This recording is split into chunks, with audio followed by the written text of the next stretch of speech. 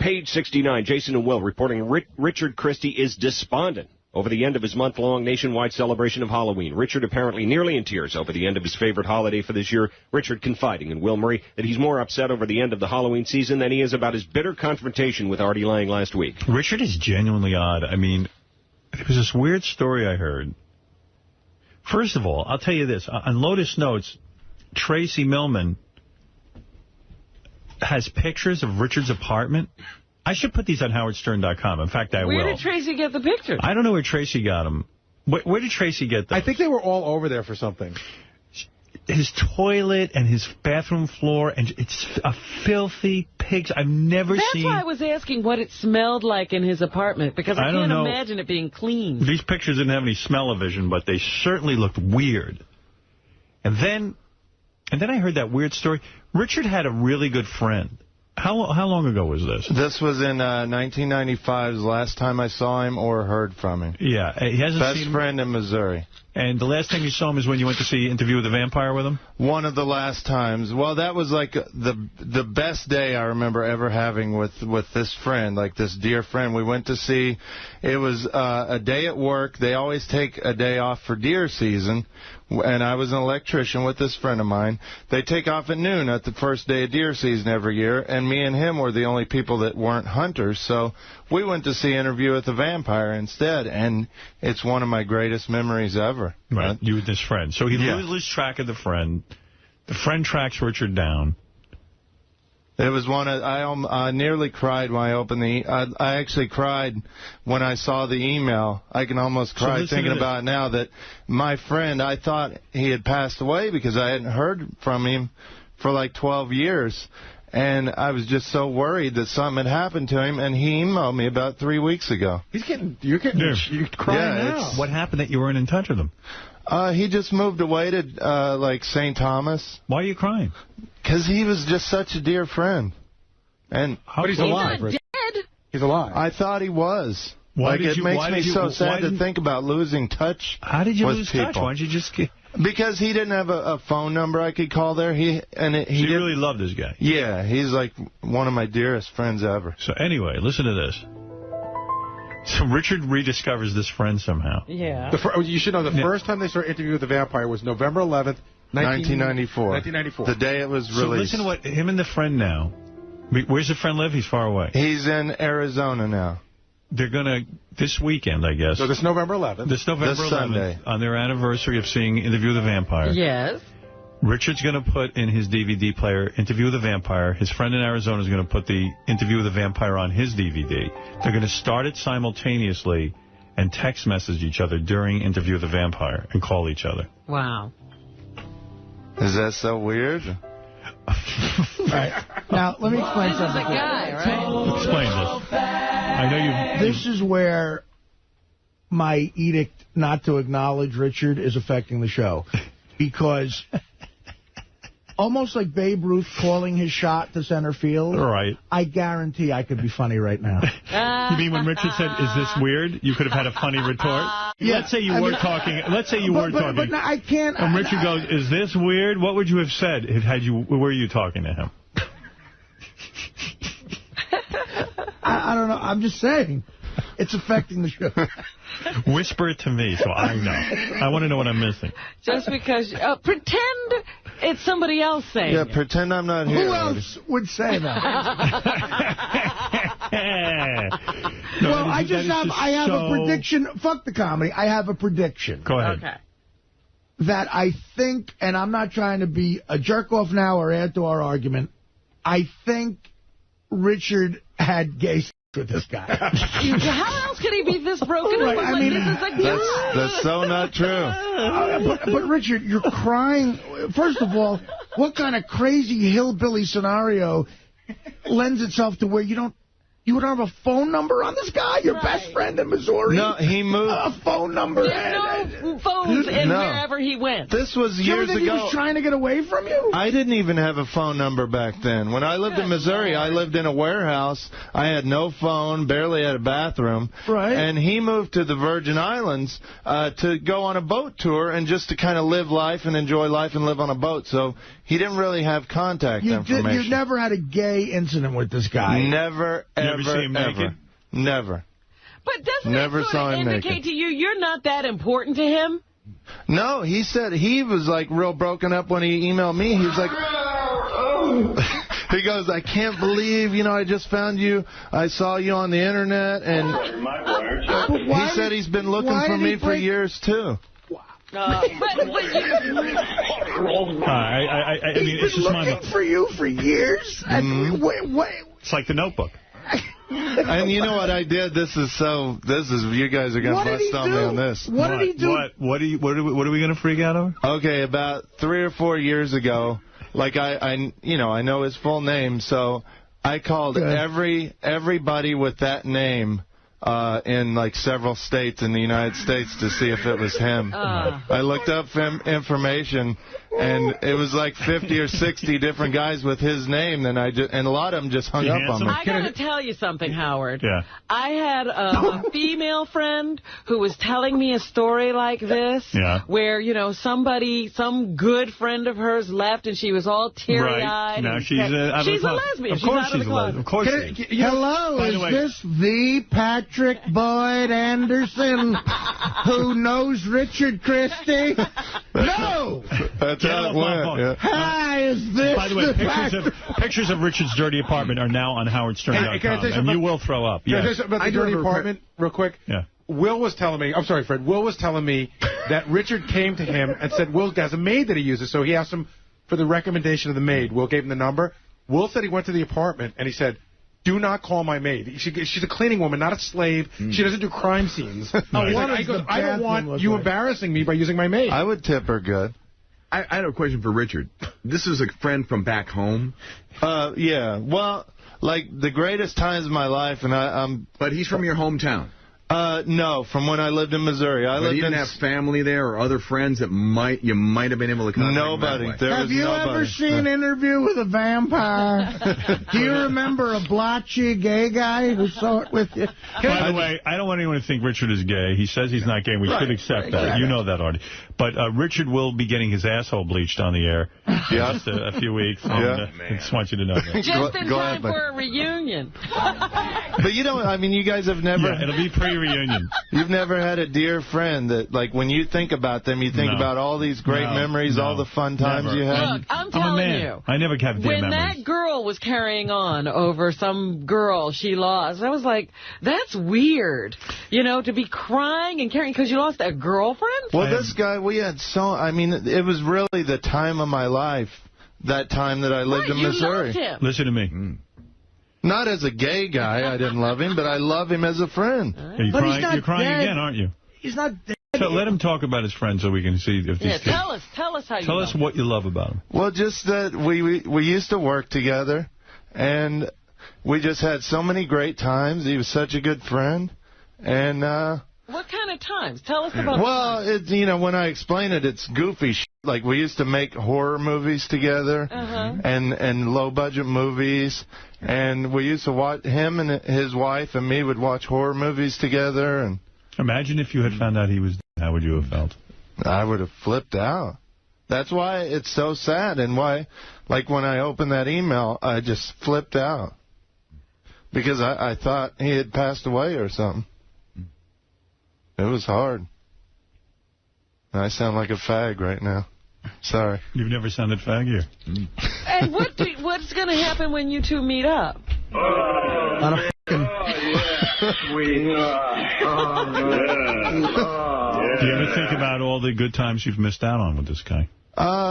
Yeah, kind of. But he explained, we've talked a lot since he contacted me, and he's had a great life. He's married now with kids, and he got the birth of his kids. Yeah. You could have been like an uncle. Or, I could have been giving birth to your kids. Look at the tears coming down. Oh, he's crying. Yeah. I love it. But it's never too late. I'm just glad. I got to thank Al Gore for inventing the Internet, because otherwise he would have never been able to find me. All right, Richard, congratulations. Get that apartment. What about thanking Ben Franklin for inventing electricity? Absolutely. And I got to thank you for all inventions. And I got to thank you, Howard, because the way he found me was he found out that I worked on this show. All right, Richard, congratulations. I got to move along. And there's your toilet. There's Richard's toilet, Artie. Oh, my Lord. Oh, Richard, come on, dude. How can that girlfriend of yours goes to this apartment? Well, I got to thank her. She's the greatest girl in the whole world. She cleaned up the toilet yesterday, cleaned the whole apartment. I came home from the gigs this weekend, and the apartment was spotless. She's awesome. I mean, like, let's say this, you're the sloppiest gay guy I've ever met. I mean, usually they don't like that. Well, that's an overreaction. All those pictures are on howardstern.com, howardstern.com. Mason, this friend, you loved him so much, and this will be my last question to you about it because I am running late. It's 10:35 already, and I have to go. But this friend, if he was dying and you could save him by blowing him, would you do it? Wow, that's a tough question. The only thing to save his life, would be to blow him. Well, the only obvious answer is no. You wouldn't blow your friend that you love so much that you'd let him die. I'd cry to keep him alive. I'd cry as he passed away, and I would hope he would understand. All right, so maybe the only way he can live is if he blows you. Would you let him blow you? I might let him kiss around the head or something. I mean, you'd let... Well, I wouldn't be able to get hard. I mean, he'd just have to suck on my flaccid penis. But if it was life or death, maybe I'd let him do that. Right.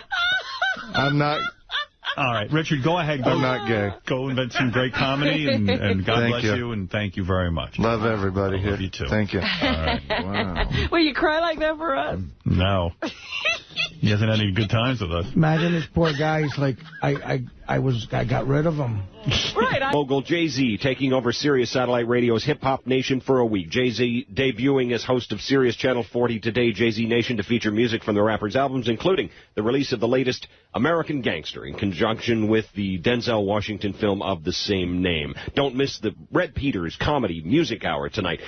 7 Eastern, Howard 101. If you see Stern News happening, we want to know about it. Call the Howard 100 News tip line 877-33-SIRIUS. Choose Channel 100 or email us at howard100news@sirius-radio.com. All right, thank you, Steve. And let's get right over to John Hine, who's been patiently waiting to tell you about the wrap-up show today at 11 o'clock.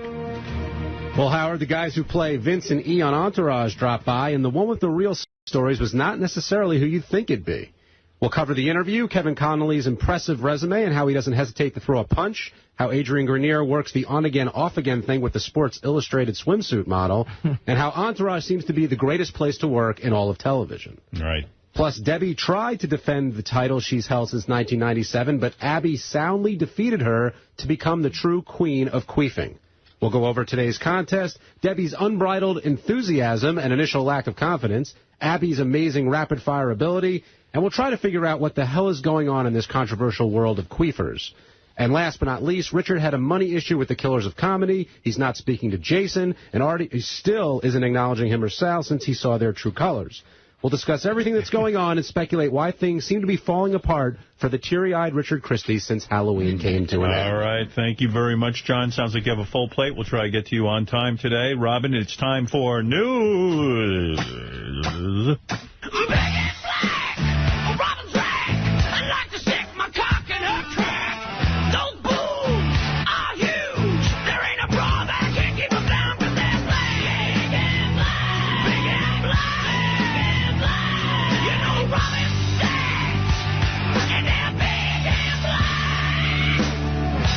There you go, Robin. All right. Welcome to your introduction. Thank you.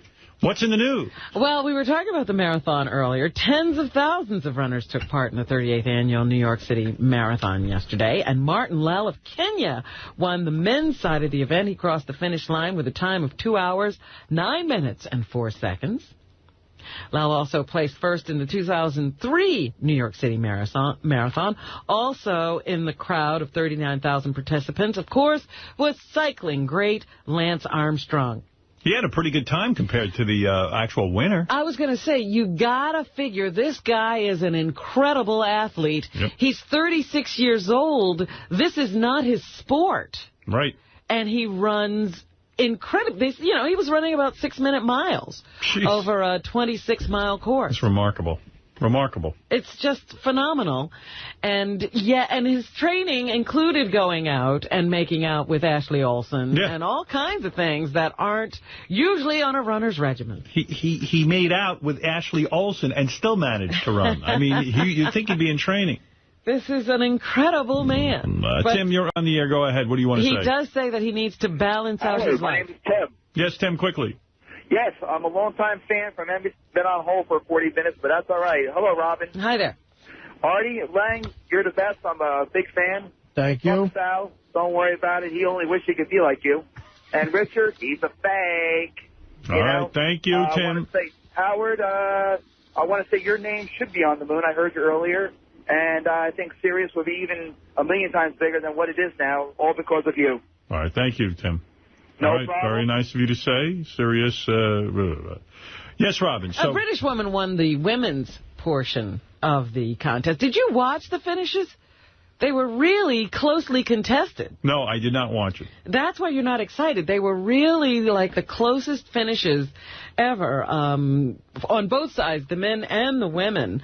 Hotly contested. Paula Radcliffe gave birth 9 months ago. Her daughter's like 9 months old. It must have been great, these finishes, as you say, because Beth came to me and she said, I was so inspired by the finishes that I am going to run the New York Marathon next year. Wow. Yeah, so she wants to do it. Here's Radcliffe, Paula Radcliffe, the winner, who says experience was the key to her victory. 2-4. Martin Lell wins the ING New York City Marathon again and once again. Oh, 2-4. 2-4. I'm on 1-4. Sorry about that. That's my fault. Hold on.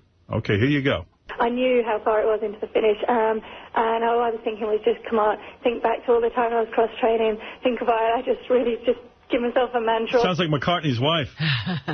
Well, she is British. Yeah. Is this woman a pedophile? She's been out of the sport for 2 years and comes back and wins. Very good. Here she says that she really had to battle against the second-place finisher, Getty Wami. I was thinking of Ostend from about 23 miles, thinking, yeah, that's why I'm not going to go too early. I'm not going to be desperately trying to shake her off, because I can come back if I play it smart as well, and if I gauge it right so that I'm finishing as fast as I possibly can into the final. How much slower are is the top finisher women's to the men? Oh, darn it. You throw that away before I could. I don't know where that is now. It's all right. Got to be a good hour. I think it's like 20 minutes or something.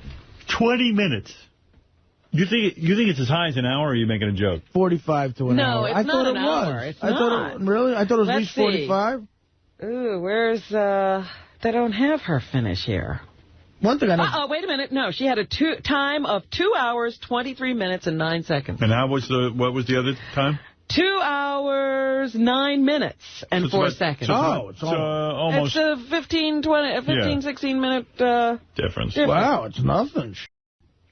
But the one thing I do know is Americans don't win shit when we're against the rest of the world. From basketball to hot dog eating to running, we can't win anything anymore. And one of the guys who was trying out for the Olympic trials died over the weekend. Did you see that? Yeah, it was really sad. Oh, that's 28-year-old guy, wife. Just got married. Yeah. They say that in an enlarged heart.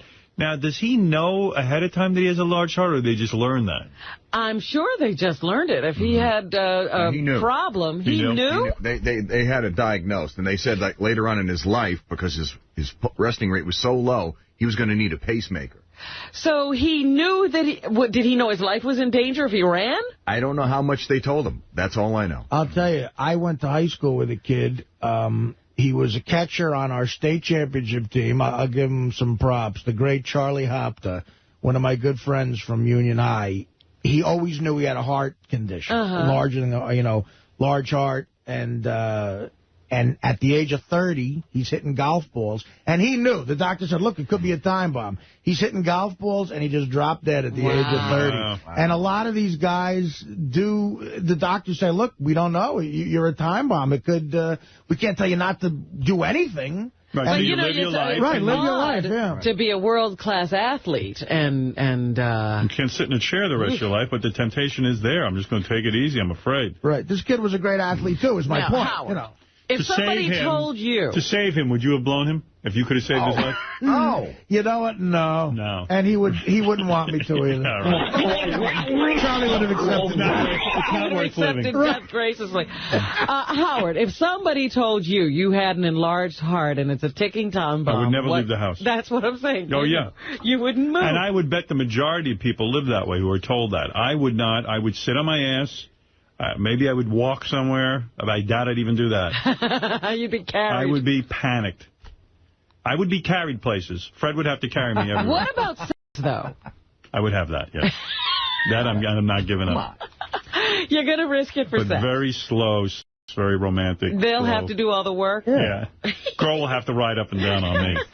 Oh, God, you would be the wrong guy to tell that to, man. Could you imagine a doctor telling you that? Imagine the poor girl being in bed with me as Fred has to insert me into her. You're not even doing that? No, Fred would actually line me up. But you see, that could be fun. Put me inside of her. Not too creepy. Yeah. That could be fun. I don't know. I wouldn't do anything. I would be so panicked. Fred is going to put me in you. Fred, quickly. Look, I want to sleep with you, but I have to tell you there are a couple of conditions. You should have a big wizard behind the thing going, and now Fred will insert Howard in you. Anything else in the news, Robin, before we go? Absolutely. I love these stories. You know, it is hunting season.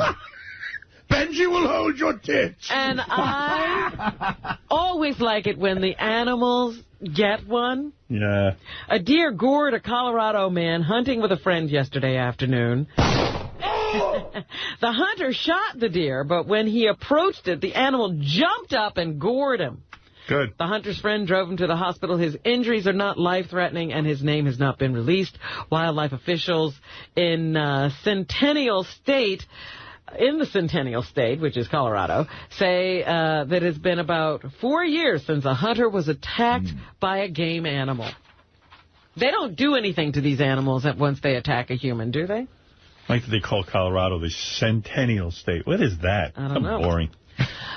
But I hope they don't go and get the deer because he hurt a human. I mean, he was fighting for his life. I don't know why you got to name a state anything. Call it what it is, Colorado. Why would you call it the Centennial State? It's Colorado. You don't need a second name for a state. Yeah, Centennial. I don't even know what. Call it Centennial, then, if you want to. Ron Kuby, here's the point. He's pissed that he's lost his job to Imus. I agree. I mean, this guy, Ron Kuby, had a morning show on WABC with Curtis and Kuby, Curtis Sliwa. They had higher ratings than Imus, and they've somehow... They've been on the radio for 8 years, 8 successful years. That's what ABC would consider And Kuby just got tossed off like he didn't do anything or contribute to the company, and Curtis, for some reason, gets to stay. Kuby gets to leave. No, but it's mind-blowing because I guarantee you Curtis and Kuby will have higher ratings than Imus. It is the most phenomenal, mystifying situation in my career as a radio host. Well, listen to this. You know, he said the ABC people came to him and said Imus has paid a high price for his mistake. He says high price. He got paid $20 million in his settlement with CBS. He got an 8-month vacation, and he got my job. Well, how did he pay a high price? And this is an example of, this is the worst example of irony ever, because you got this guy, Imus, gets arrested for racist bullshit. Not arrested, but fired because of racial stuff. And the job he ends up taking is a civil rights lawyer. Yeah. Kuby's like dedicated to, to exactly what Imus... It's remarkable. It really is. It's awful. It really is awful justice. And why any radio company would hire Imus is beyond my comprehension. I don't know that he really makes that much money for these companies, but they claim he does. So what's a weirder decision as a radio guy that you think you've seen? David Lee Roth taking over for you or this? They're both odd. The David Lee Roth one is really strange. That's crazy. Yeah. That was really strange. But by the same token, at least you know what you're getting with Imus. Right. But by the way, David Lee Roth got higher ratings than Imus. Right. Honestly, he did. And he lost his job. Yeah. I mean, if anything, ABC should have hired David Lee Roth. When you think about it, yeah. Yeah. Well, Kuby says that, he received the news. But, everybody's been talking about it in the newspaper. He couldn't have been oblivious to the fact that Imus had gotten his job. He received the news 45 minutes before they announced Imus's return. But it was all over the papers that it was happening. All right. Let's see. What else is going on?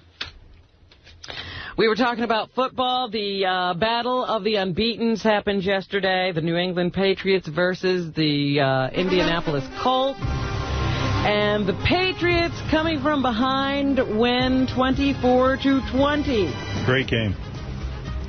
Which will continue the argument as to who is the better quarterback. I guess what you could say is the clutch quarterback is Tom Brady, right? Yep. Well, again, it's like, It's two different teams. I say Peyton Manning. Most people say if you had 2 minutes left on a game, the guy you'd want in there for you is Peyton Manning. That's what most people say. Yeah, it's, look. I don't know. Look, But Manning Tom Brady looked great. Manning got his first ring. That was something Marino could never do in the Montana years. So they're both amazing, but that Patriots team is fucking impressive. They might be the best team of all time. Yeah, and Brady is a main part of that. So you say Brady's the best, it's hard to argue it. Anything else, Robin? It means nothing to you that Navy played Notre Dame this Nothing. It's completely missed on me. I'm a sports fan, and it means nothing to me. They make such a big deal about that. I don't even know. It's supposed to be one of the longest rivalries. Navy and Notre Dame? That's what I was hearing this weekend. They were making a big deal about it. So anyway, I think Navy won. A former employee, you were talking about the Oprah Winfrey press conference. Well, now there is news. A former employee of Oprah Winfrey's School for Girls in South Africa has been arrested as part of an abuse probe. They have done an investigation, and now they say that one of the school matrons, it appears that her actions were at the level of criminal behavior. They say not only did she physically abuse the child or children, but she also made suggestions or asked them to do things that were inappropriate. She grabbed a pupil by the throat and threw her against the wall, according to one girl. And they also allege that the matron screamed and swore at the girls and assaulted them. So there you go. There was no uproar when Imus called me a Jew bastard in 1984 and said I should be thrown in an oven. How he wasn't fired back then is beyond me. Remember, Lloyd Lindsay Young did a report on me? Uh-huh. Does Howard Stern go too far on the radio? Yes, Howard's a slut, Lloyd. And, plus a Jew bastard. Excuse me. And should be castrated. Excuse me. That would change his voice now. And put in an oven. Put in an oven. And he's so desperately wants to be funny. He's so unfunny. And the sad part is, even with all the publicity, I hate to contradict David Hinckley, but Imus will be a bigger bomb than ever. He will initially get some people to tune in, and then his ratings will sink. And WABC will be begging Ron Kuby to come back. Hang in there, Ron. You'll be asked back. Ron Kuby actually did the impossible. Got about a 3-something share on AM radio. Not bad. But this Imus never did better than a 2. Never. But he gets the job. And he so badly wants to be a wit and wants to be, Jew bastard, throw him in an oven.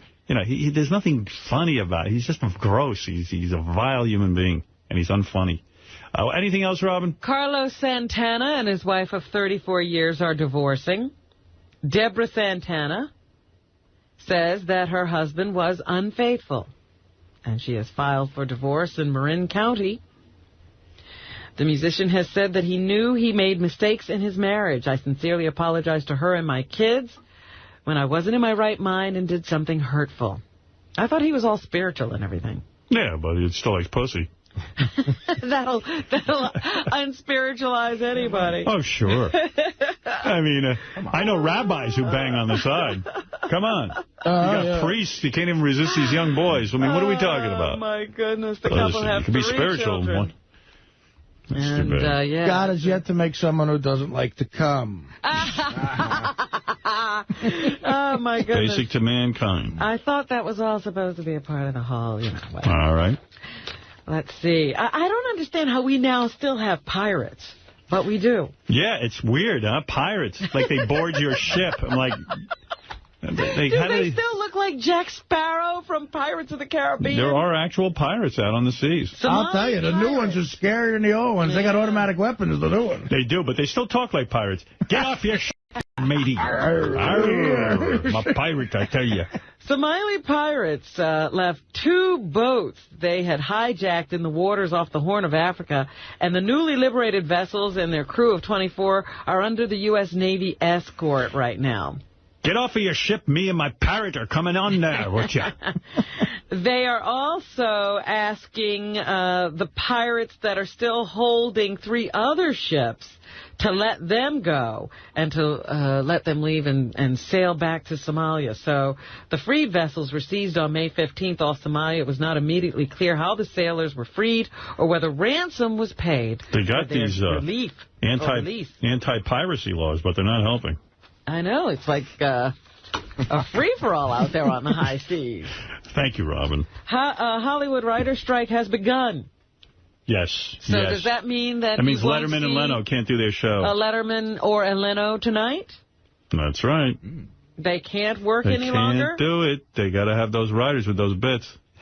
The first picket lines are set to begin this morning at NBC at Rockefeller Center. You know, on those little blue cards, the writers write the questions. Ay, ay, ay. You mean to tell me that Letterman couldn't go on and wing an hour show? An hour? And with the commercials, it's probably, the whole content is probably under 30 minutes. The crossing the picket line. Yeah. Oh, is that what it is? The crossing the picket line? Well, they said, you know, that some of the other unions, their contracts are not far from being over, and that there'll be a whole joining of the Teamsters and actors and everybody on strike. They've been trying to, you know, merge all that for a long time, but, yeah, I think they'd consider that crossing the picket line if they did it, so who knows. They are fighting for more take in the royalties that come from DVD sales. Yeah, the DVDs, the problem is DVDs change show business. Yeah. It's a whole different ball game, you know. They're a real business, and they got to figure out how to do it. Fucking money. Exactly. Right. Exactly, Bubba. I think I remember this correctly, that I was having dinner with Emily Proctor this weekend, and she said that the CBS take of DVD sales is something like $30 billion. It's insane. So, yeah, they want a piece of that. Anything else, Robin? The ugly split between Paul McCartney and his ex-wife Heather Mills has gotten so nasty that the former Beatle will sue for full custody of their little daughter. Beatrice. That poor kid, when you think about it, that kid is in for some shit, I think. McCartney consulted with his lawyer. Did you and Emily Proctor take enemas together? No, we did not. No coffee? We just had dinner. What kind of coffee she likes in her ass? She doesn't do that on her. I can't believe there's a woman that doesn't do that. Beth does it. There was an awkward moment at the end of the dinner me and Robin had together because I ordered coffee. And she got jealous? And I was like, asking her for coffee took on a whole new meaning. She likes some coffee, but not even coffee. Robin is I don't drink coffee. Yeah, I'll have the coffee without the bag, please. McCartney consulted with a lawyer for full custody after Heather told TV's Extra and a string of British chat shows that her life is in danger, and leaving Sir Paul to figure that is very dangerous for their 4-year-old daughter, and that he should have full custody so he can protect her. Good idea. Jane Seymour, who is now on Dancing with the Stars, has revealed, finally, that she does have breast implants. Finally, she revealed it. Thank you, Robin. She said that she got them during her stint in the movie Wedding Crashers that she did back in 2005. During the movie, she flashes Owen Wilson, and so she figured she ought to have a little enhancement before she did that part. So yay! Hey, Robin, small breast implant. Help me out for a second. Is there an election day tomorrow? Is there? Isn't tomorrow like election? There is. Is it the first Tuesday in November? Yeah. It's usually election day. But I don't know who's running for what, where. I have seen some signs sometimes when I'm driving. I'm officially not voting because I don't even know what we're doing. I mean, I don't even know. Is anyone running? I don't know. I don't think that anybody's running that I need to vote for. Right. It's not like a presidential primary or anything. The military is questioning again whether they should be allowed, they should sell porn to soldiers. No, come on. Let Congress these guys have banned some porn. sales of sexually explicit material on military bases. The Pentagon is now under fire, however, for continuing to sell adult fare such as Penthouse and Playmates in Bed that it considers explicit enough to, doesn't consider explicit enough to pull from its stores. Hey-o. But dozens of religious and anti-pornography groups have complained to Congress and the Defense Department that a Pentagon board set up to review magazines and films is allowing sales of material that Congress had intended to ban. They're saying we're not selling that stuff that's sexually explicit, but according to Donald Wildman, it is indeed pornography, and they want it off the store shelves of our military bases. Go over there and fight. Some of the approved magazines include Celebrity Skin, Penthouse Playboy, Playboy's College Girls, Playboy Lingerie, and Nude. Banned are Videos, Blonde and Beyond, Girls Night In, Imported Skin and Symbols. Things that are under review, magazines such as Curves, Playboy's Hot Shots 2007, and Playboy Vixen. All right. Some should go. All right. Larry King is suing an insurance broker. It's his problem. He says that a greedy broker unethically pushed him to sell $15 million in insurance policies on his own life. It's a federal lawsuit filed in Los Angeles. King alleges that his broker had him sell a $10 million policy for $550,000 and a $5 million policy for $850,000, according to a website called SmokingGun.com. Both 2004 deals were far under fair market value and created tax burdens, according to the CNN host. King filed the lawsuit on October 22nd. CBS television and CBS, the company's revenues have fallen 2.9%. Contributing to that, they saw revenue drop 12% in their radio division because it says in this article of Howard Stern leaving. This is now 2 years later. Good. Happy to read that. Yes. Anything else? Naomi Campbell has given up cell phones. Naomi Good. Campbell got into big trouble throwing her cell phone around. She said it's been a very interesting year for her. I've learned many lessons, like no more phones. Yeah. She beat someone with her phone, didn't she? Yes. Yeah. In New York, I'm the bad girl. I'm the good girl. I'm the controversial girl. And I've been through much in this city. I'm a recovering addict and alcoholic, of which I am not ashamed. So I guess she's blaming that for why she was throwing the phones, and now she's gotten it all under control. Own one. All right, Beetle. I like when Beetle's The Bounty happy. Hunter is still off of TV. A&E has said that they are suspending, I guess, the show. Boy, that dog, the bounty hunter, his son really did him in, huh? Yes, it was his son who actually sold the tape to the Star because he was so angry at his father for not liking his girlfriend and throwing him off the show and out of the house. I wouldn't want Dog the Bounty Hunter mad at me. A&E didn't go so far as to say that the show is canceled, however. Mm-hmm. So it is off the network indefinitely until they can figure out what to do about the racial slurs that he made. Christina Aguilera is admitting now that she is pregnant. Yeah. So everybody can just go ahead and We congratulate suspected her. when she blew up to the size of a house. Somebody told me that Dog the Bounty Hunter was making $500,000 an episode. Get out of here. I don't believe it, but that's what I heard. I don't believe it.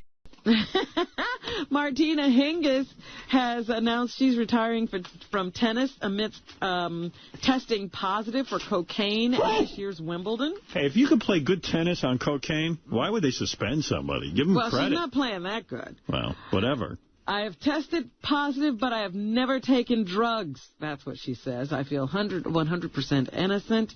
That's what she said in this statement. The reason I have come out with this is because I do not want to have a fight with an anti-doping authority. Hey, Because Alex. of my age and my health problems, I have decided to retire.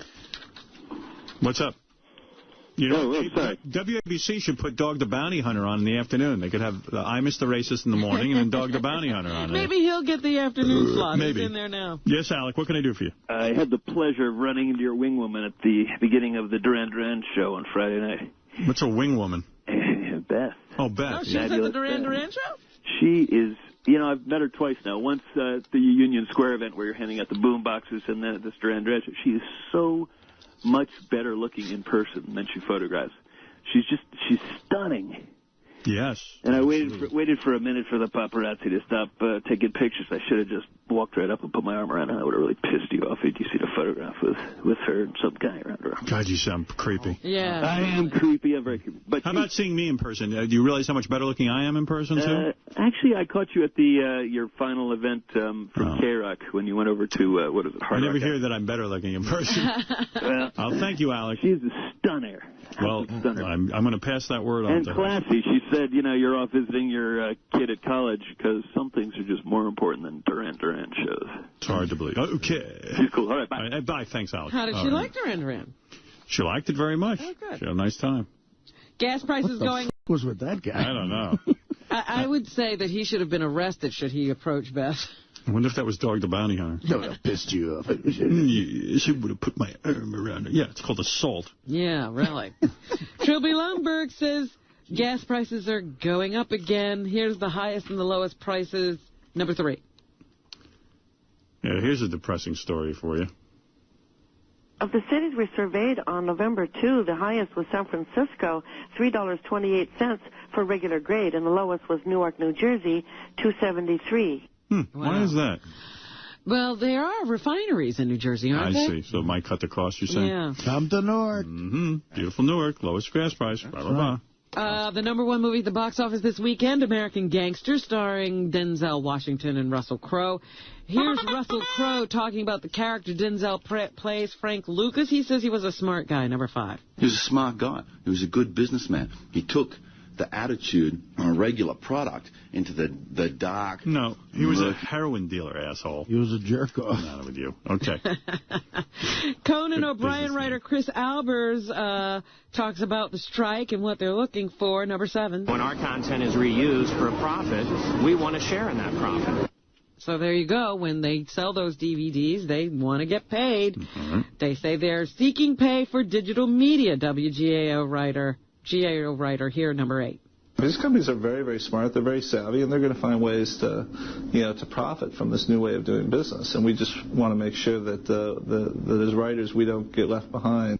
Sounds fair. Dwayne The Rock Johnson understands the writer's stance, number 9. The Rock understands it? The Rock does. Well, if The Rock understands it, then we all do. I look for it to be resolved as soon as possible. But I understand. They don't actually write his scripts, do they?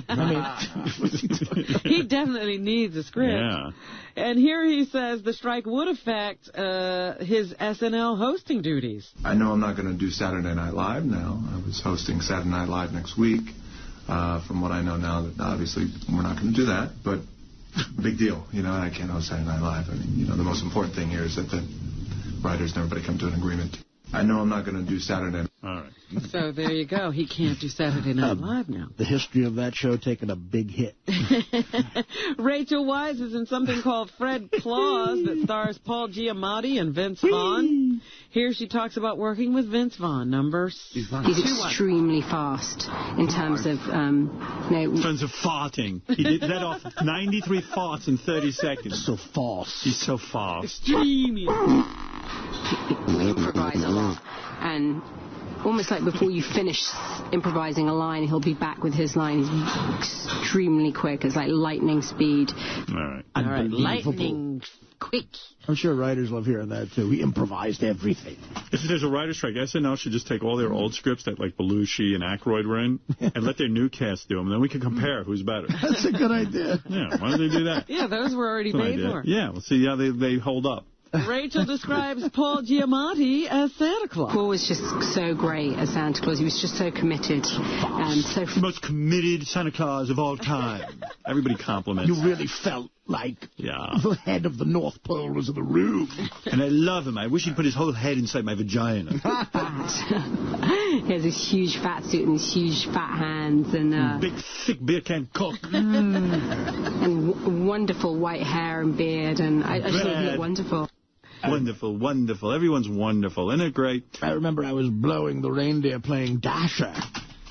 Anything else, Robin? Yeah, things are not going well in Pakistan right now. There's a big crackdown over there on dissidents this Sunday. Remember the good old days in Pakistan? The political crisis before marches planned for today. And the Bush administration doesn't seem to know what to do. They've expressed dismay, but said they continue to back Musharraf, who is the leader of Pakistan. We need to. We need him right now.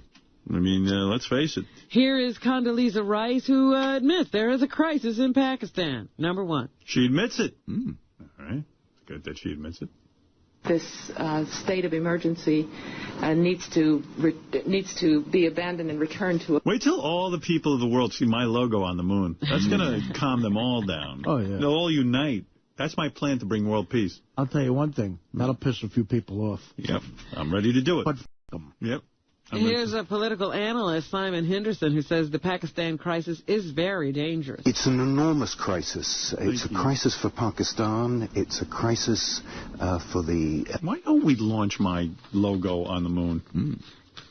If Sirius really wants to do something big. That's when the whole world is coming to an end. That's right. And I'm ready for that. No, I say, Robin, it's just the beginning of a new world. Is that right? Yes. I just think it'll just enrage. It'll be the greatest advertising ever.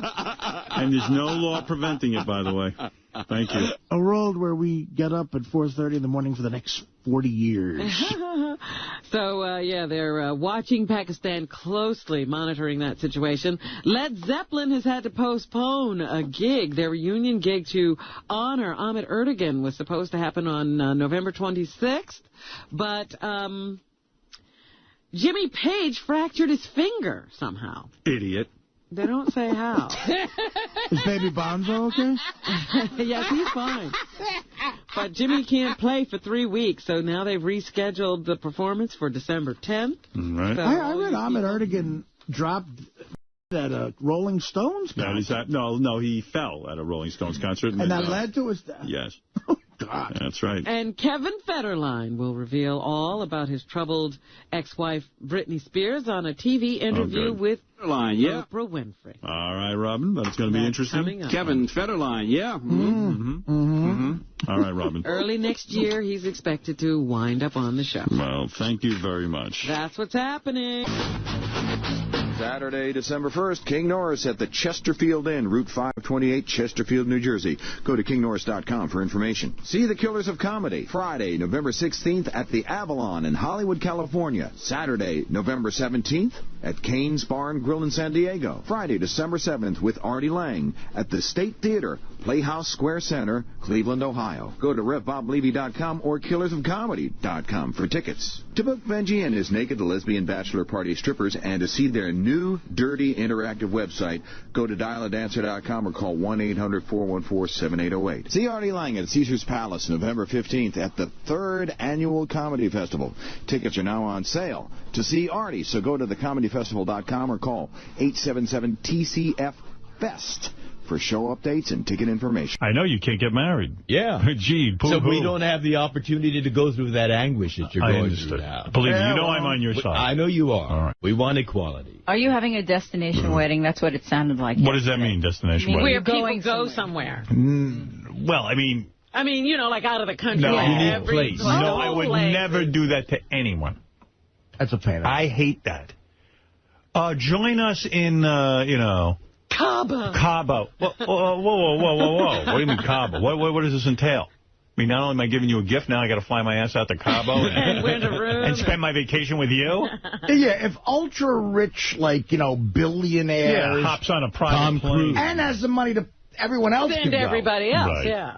Yeah, no destination. The destination will be somewhere in Manhattan. Oh. So it is a Manhattan wedding now. Well, maybe. Is it summer or next fall? See, you keep asking me like I'm hiding something. We don't know. Sometimes we say it's in the summer, sometimes we say the fall. Howard, yeah. Quid pro quo. Offer a tidbit of possibly when, and allow access to the cookie party. No. An invite to your wedding, and then I'll let Howard TV. No, that's not the deal on the table. You want an invite to the wedding, and with the invite, you will allow Howard TV access to your A little cookie bit of party. access. How much access? Well, I'll let you be at the wedding for 5 minutes. I can't imagine someone wanting to go to a wedding that bad. That's fascinating. Women love weddings. But I'm not even going to have like a celebrity wedding. Like I'm not going to have celebrities That's and stuff. all right. It's I'm just still going to you. have some friends. You're Howard Stern. It's a news event. I mean, I'm not even having Fred at the wedding. Oh, my. Remember Fred didn't have me to his wedding? I know. Thank God. I love him. I appreciated that so much. I figured he'd appreciate if I didn't have him. Wait a minute. He had other people here? He got married on a beach, and people walking by were at his wedding. Well, he got a elope. He asked the plumber to be his witness. Really? Well, that's one of those bullshit lines that Gary handed you when you bought a hook, line, and sinker. Didn't you? Who was your best man? I'll tell you what happened, Howard. No, who was your best Gary, man? Shut the f up for 1 second. No, I'm going to tell Howard what happened. You're going to tell him what happened, or you're going to tell him that you lied? I didn't lie. You did lie. You lied. Fuck that. Gary, you lied. Let's find out. How long have you been married? Seriously, you told a lie. This show is so dysfunctional. They've been having this argument since Fred got married. Gary's so on fire, he came in and knocked Lisa G over. Would I not know who I invited to my wedding? Wait, but I didn't lie. I told Howard. Lied. Fred, let me finish a Gary, fucking sentence. No, I won't. Let me finish. Because you've been telling his lie for like 20 years. It's not a lie. I didn't. Here's what happened. I hired a plumber. He came to my house. He said he was walking along the beach, and he stumbled upon Fred's wedding. That's what I told Howard. However, Howard has twisted it and misconstrued it over the years. You didn't is lie. Howard, not me. Lying. I apologize. I hired a plumber. The guy goes, funniest thing, I was at Fred's wedding last week. I go, what do you mean? He goes, I was walking along the beach. I saw people get married, so I walked over, and I was at Fred's wedding. But the plumber wasn't the best man. Who was the best man? I don't know. And not only that, that's not even true. He was not walking up. Nobody walked up. He swears that he walked right on it. No, he didn't. He's lying. How could he not? Well, it's a public beach. It's a public beach, but nobody walked up. If people walk by? People standing there. Fred. Nobody walked up to this group of people. Fred, people walk by on the beach, and so you got married. He did not walk up. But he walked by, so he was at your. He says he's at your wedding. So maybe he embellishes when he says he's at the wedding, but he said he walked by. It's an embellishment. Okay, Fred, he clearly walked along the beach and knew that Fred was getting married, right? I mean, he saw you get married. You just want to keep playing this song. Go ahead. But Fred, I never said the plumber was your best man. That's upsetting anyway. I know. Why are you freaking out about this? You know what it is? Because it turned out that this plumber thing was just so stupid. So who was your best man? My best man was my dad. What? Yeah. Your dad was there? Yes. And where was your mom? My mom was there, too. And who else was there? It was your mom and dad, and who else? My mom, my dad, my mother-in-law, my sister-in-law, and her grandmother. Well, that story sucks. That's it.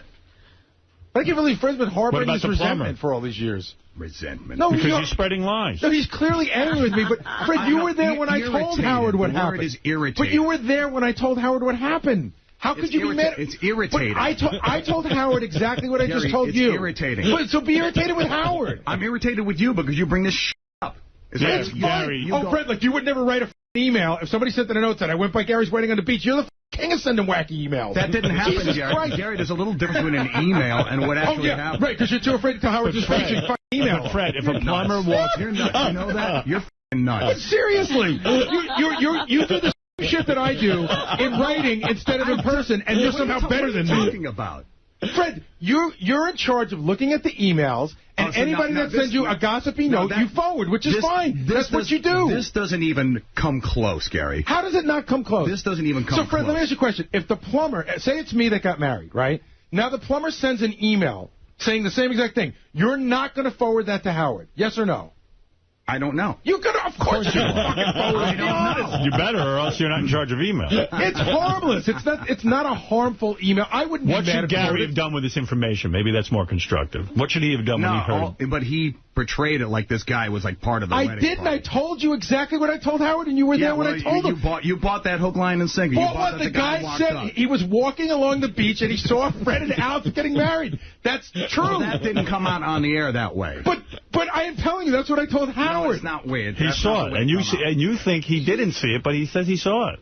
No, that's not what you're saying. I'm not saying he was in the wedding. You're saying he was invited to the wedding. He started this song. I'm saying he was the best man. I started what? What did I start, Fred? What did I start? Eventually he's going to be a plumber married to Allison. I told Howard, I relayed a story exactly the way it was told to me. I didn't embellish. I never said the guy was your best man. I never said he attended the wedding.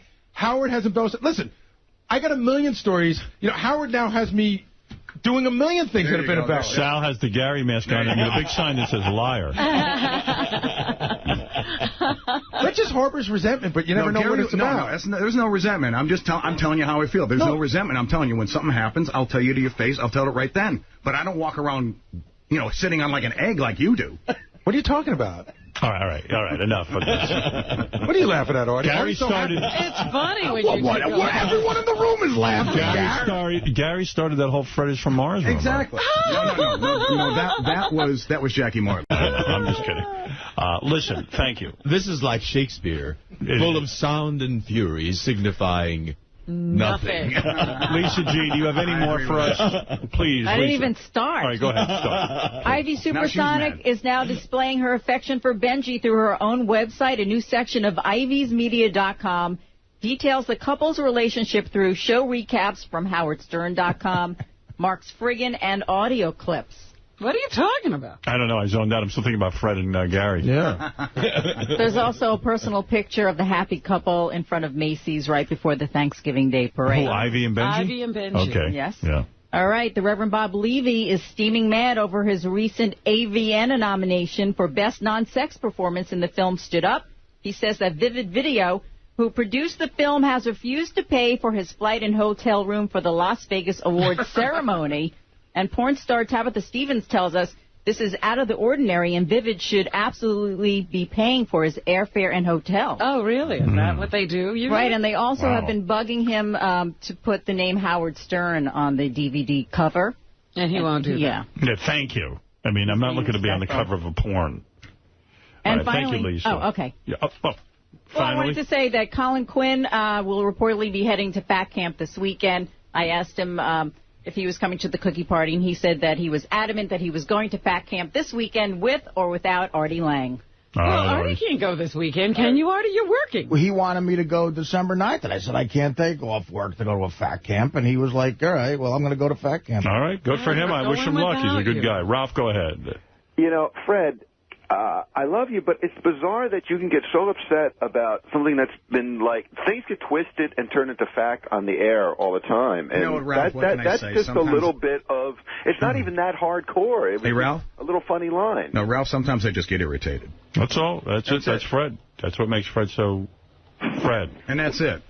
Thank you. I think some people misconstrue real rage for just irritation. All right, there you go. Fred talking about rage and irritation and the differences between the two. Can you tell just by looking? Oh, I can tell everything about Fred. You know when it's rage and when it's irritation? You can tell nothing. I know when it's rage and I know when it's whatever the other thing So you knew that was just irritation? Yeah, it was irritation. Oh, yeah, I know my friend. You mean like now? Yeah. All right, Lisa G., thank you very much. Our friend John Popper's going to come in and do a little song for us. John's here. Oh, cool. That's great. Yeah, he just got busted for something that he's going to talk about. And Always also, getting busted with his knives and his everything. I also have to play for you Imus's second day on the air, where all it was technical. Why do you want people to hear this? Because it's just filled with technical difficulties. It's so funny. I'm just saying that most people wouldn't have heard Imus. They're only hearing it because you play him. I love playing it. I'm sorry. It's just so great. I want to hear the contribution of the two African-American cast members because you guys weren't clear on this. You just said a weather person and a sports guy. They're both comedians, according to the New York Times. Is that right? Yeah. Well, I knew the woman had a comedy background. Right. Supposedly the guy does. I thought he was a sports guy, so he's a comedian, too. Yeah. They're trying to pack that show with anybody with a personality, because Imus doesn't have one. Imus would not have anybody with a real personality on. Here's Imus. He can't get his equipment to work. Even David Hinckley, who gives a regular blowjob to Imus in the newspaper every day, couldn't even believe. Yeah, he had to say they need to work it out. Yeah, he has some problems. There's the musical Imus theme. He's playing the blues. Yeah. I'm a douchebag. There. Oh, whoa. Whose technical problem is that? I think that's Imus's hearing aid, and I'm not making a joke. Oh. Because J.D. showed me the TV version of the show, and Imus pulls out 20 different things out of his ear. I know. Well, he's always used those headphones, though. That but he also look like hearing aids. Yeah, but he also has another thing that's a hearing aid, I think. Oh. Robin, he pulls out the headphones, and then he pulls something out of his ear real quick and sticks it in his pocket. Oh. Forgot his hearing aid. Maybe it's an ear booger. It's his lucky wax. Here's my lucky wax.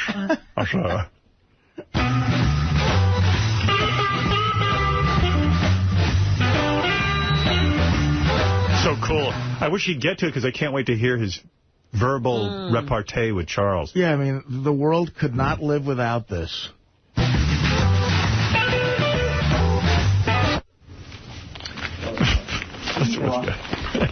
Do they know they're on the air? Yeah. It is now 7 minutes past the top of the hour on this Imus in the Morning program. Day 2 of the I-Man's return after an 8-month silence, and a little bit of silence continuing here this morning. Well, it didn't help that the engineer... It sounds like one of those public access calls, that we make to goof on those shows. What, do we hire a nigger engineer, too? That would have been good. Second day in, the N-word. I'm here about, 15 minutes ago, and they're not ready to be on the air. So I don't know if we're on the air now. I can hear you. I can. Well, it just may be you and me talking to it. It's like a phone call. Essentially, that's it, anyway. I've been calling you at night for the past 8 months. How you doing, Chuck? I'm good. Well, we're just everybody. Here's the situation. Everybody's doing the best they can do. You can't ask for any more than that, and there's just no point in going on about it. Tom Friedman's going to come up this morning, I think. Yes, sir. We'll be able to get him on. Isn't that great? How do you listen to that shit? There's just nothing real about it. It's just awful. Direct opposite of entertaining. No, it's just... You know what? I was very fascinated by how they... depicted a phone call between them if they weren't on the air. He'd say, "How you doing, Chuck?" And Chuck would say, "Hello, I-Man." Oh, wow. No, anyway, a little look into that. There is, just to go on with what you were saying, I-Man, regarding Mr. Huckabee. When did he start calling him I-Man? Oh, my God. They've been doing that for years. Yeah, that's an oldie. Oh, it's so sickening. I'm just curious to hear the input, the creative input from the two black people. They're never going to speak. Yeah, I mean, what kind of jokes? Are they allowed to make reference to the Rutgers thing? What's going on? Hey, I got to ask you guys a quick question, because I read this in the paper. Well, let me just see something. 21 after the hour, here at the Imus Morning program on the radio around the country and on RFT TV. Can you hear us, Lou? Can you talk to me, Lou? Can I hear you? Can you hear me? One. Well, we're actually just across the street from WABC, which is... Yes. We can walk across the street until we get this fixed. You want to do that, Alex, or no? I mean, I'll do whatever you guys want to do. That's all I hear when I hear his show. And then like...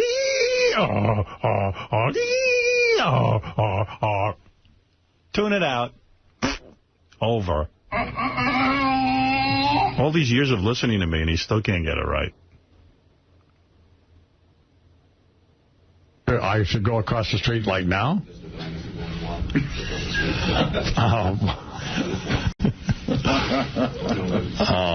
No.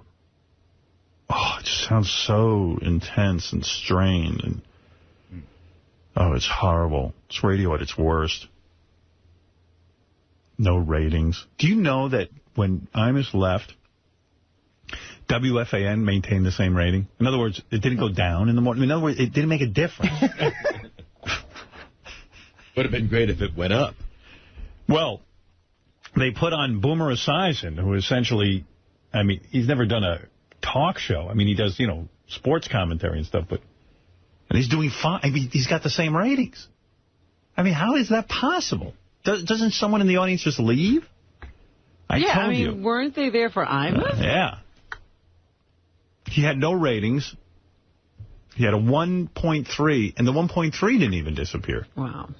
Because you can't get lower than a 1.3. Yeah, because the 1.3 could be a 0.3. 1.3 means that, like, and then you leave and it's still a 1.3 means like there's a few brain-dead human beings in your audience, and they just don't even have the energy. They can't get to the radio to change the channel. They don't want to get up from their couch. That means the only people listening are probably people who are sewn to their couch. It doesn't even make sense. But, there's always a plus or minus one in every rating, so it really could be nobody. That's what I hear. Well, we'll wait till Tom Friedman calls back, and then we'll see if we can talk to him. Sheriff Foster's... I mean, at this point, could there be anything less hip? Like, you're going to try to be at least... It's like a bunch of old guys who can't get their shit together. Yeah, it reminds me of like when Steve Allen had that last radio show. Yeah. Fine, how are you? I'm fantastic. How are you this morning? She's off mic. Good morning. Right, nobody's on mic. What's going on? Good morning, how are you? Well, we'll wait till Tom Friedman calls back, and then we'll see if we can talk to him. Sheriff Foster's here this morning. How are you? Who's here? How are you? Farrah Fawcett. No, Farrah Fawcett. Farrah Fawcett's here. Tom Friedman calls back. But it's not Farrah Fawcett. It's... Carith That's the new black woman sidekick.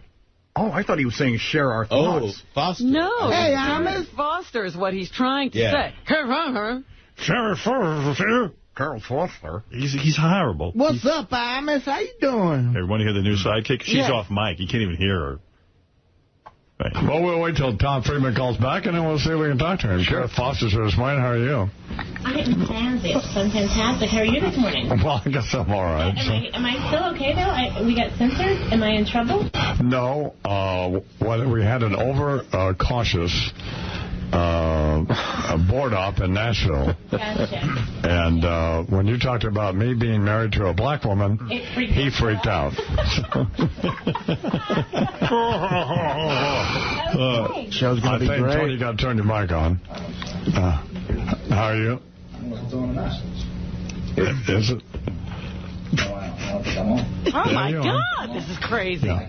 Do you want headphones? We don't, yeah. You guys have... No. Well, we just... Anyway. You want headphones? He sounds like Bernie Meltzer. You guys want headphones?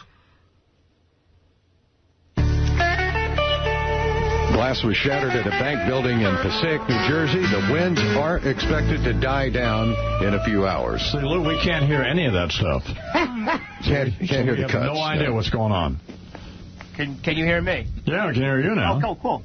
But we couldn't hear the cut, so we don't know when it's playing, when it starts, when it ends. Okay, there wasn't supposed to be any cuts, actually, in that cast. Eddie Chuck didn't get the new script. Well, let's see. I have something in my hands. Wow. What a fucking nightmare. There's a whole script? We've only had 6 months to work this out. Well, you know Chuck's really into preparing that news with the... I guess cuts means... They're audio clips. Right. Who calls them cuts? Well, they don't. That's old school. They've not updated. Oh. But my point here is, if he's writing the script, now there's a new script. He's not writing anything. We can't hear the cuts. We can't hear I have something here that says there's cuts. No, I called my new sidekick a cunt. You can't say that? At least I didn't call her a nigger. Step in the right direction. A board op in Nashville is getting upset. And the new cunts.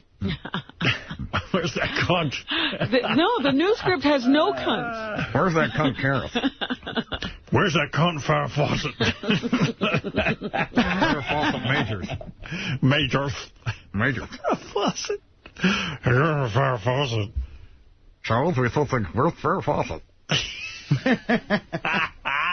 I'll say. That cunt shook my cunt. Tell that cunt I can't hear the cut. Tell the cunt I want my cuts back. I mean, his crew is getting as big as the Ohio Players. Tom Forster and Farrah Fawcett leaders. He's becoming the Chicago of radio. Where's Lindsay Wagner? The bionic woman. This show's a train wreck. Yeah.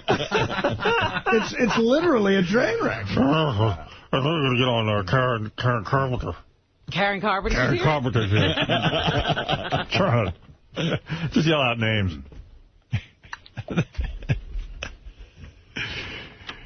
I read a review of it, I guess in the Times or somewhere, too, and the jokes that the black people made were so contrived. Mm-hmm. Like, the black woman did a bit, if Imus was married to a black woman when he made those remarks, he would have got no sex.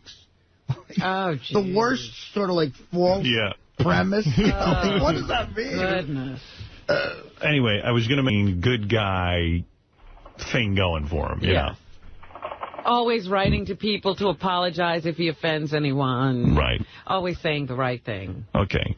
So with the writer's strike, evidently, they're claiming that when the strike occurred, Jay Leno said to all of the staffers, there's about 100 staffers who aren't writers, but because The Tonight Show isn't in production, they're off. Makeup people, the camera crew. All those people are laid off. Now, Letterman and Conan have been paying those people out of their own pocket? Yeah, out of their own production pockets. You know, they're good souls. Because they're taking care of their people. Leno, at the time of the strike, said to his folks, his non-writing folks, don't worry, I'll take care of you. Okay. Whatever that means. Don't worry, I'll take care of you. Now, this is according to what I read in the paper. So, I guess for about a week or so, they got paid. Am I right so far, Gary? So far, it sounds right. Okay. I hope I'm close. All right. And then all of a sudden, they were told, we're not taking care of you. In fact, I heard that we're let go, right? A lot of you are probably not even going to get to come back when the writer's strike is over. It could be possible that Wait a minute. They can't even come back after the strike is over. Possibly. They're all being evaluated. Wow. So they start freaking out. And the reason they're freaking out is they were told by Jay, don't worry. And they said, he didn't have to say that. We can go out and get other work on other shows. There's a lot of production jobs out in California. This is what these people do. They say, if Jay wasn't interested in paying us, if he told us from the beginning, we can scramble and get some work, especially around the holidays. We need work. Now, wasn't there a part where when he did let them go, he did say he would take care of them, and he sent them off with a bonus? But the bonus was $100. Yes. Get out! Yeah, so like now everyone's all freaking pissed off at him. Are you serious? $100? $100. So everybody freaked out. It's been in the newspapers about what a scumbag Jay is. And now I read in the paper today, he has agreed for at least for the next week to pay his staff. Right. Wait a minute. He's back on board for some time. Let me ask you something. The staff includes the band, or does it not? I don't know. Because I was saying to Beth the other night, I said, I wonder if Stuttering John, that's for what example. I was getting to. I would think he would have to be included. I think you're talking about your... Well, wait a second. Doesn't he have a contract with NBC, or do you have a contract with Jay's production company? Does it matter? Because if you're not going to work, if you have a contract and you're... Wait a second. If I have a contract, and let's say Sirius stops broadcasting for whatever reason, they still have to pay me. Sirius has to pay me. Now, I don't know if Stuttering John has a contract with Jay Leno and his production company, or he has a contract with NBC. And if John's unable to provide his services because of Jay's show not airing, I don't know that he doesn't get paid. Yeah, I don't know the answer to any of that. I think it could go either way. Yeah, and that's what I'm wondering about. How deep is that, pool. That cut? All right, I don't know. But say it goes as deep as it can go. So you're talking about, 10 camera guys maybe, another 10 or 15 tech guys around the back. The writers are out. How many guys could that be? The makeup people? It could be a staff of 50 or 60. Yeah. Yeah. But that's the same. Do you think Letterman or Conan are dealing with any less people? No, absolutely not. Jay Leno is reaching it now. So here's from today's paper. Jay Leno is reaching into his own pocket to pay the non-striking staffers of Tonight for at least a week. At least a week? Yeah. Word of Leno's decision to pay the staffers comes just days after they were all laid off by NBC because the show had been shut down since November 5th.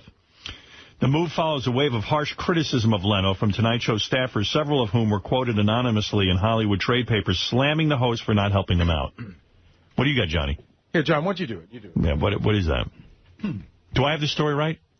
Basically, this is from Variety. What happened was the bonus wasn't $100. It's $100 times the number of years you would work for Leno. Okay. So if you're there for 25 years, it's $2,500, I guess. But the big issue was that that memo that came from NBC's HR department basically said, and I'm quoting here, if your services are needed, we'll contact you. Oh. And then, writers are wondering, do we have a job when this is over? What's really going on? There's a bunch of confusion there.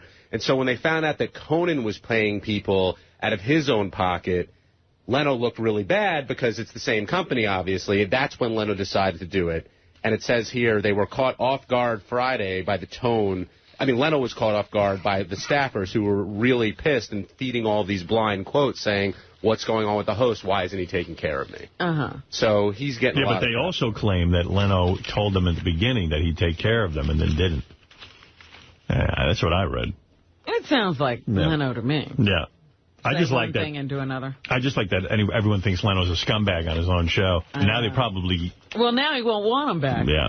Well, they also said, like, the higher-level execs got severance packages, but the lower people just got the... So what happens to Stuttering John? Is he getting paid? I don't know. Like, you can't see... I don't know if he's a writer. If he's a writer, then he's part of the guild, and so that means something. He has a guaranteed contract. I don't know what his deal is. He's not a writer. But I haven't heard a thing about John, whether he's screwed or not. But it's not looking pretty. Wow. Well, I just like that everyone now agrees turning on Jay Leno. That Jay's a scumbag. Yeah. Good.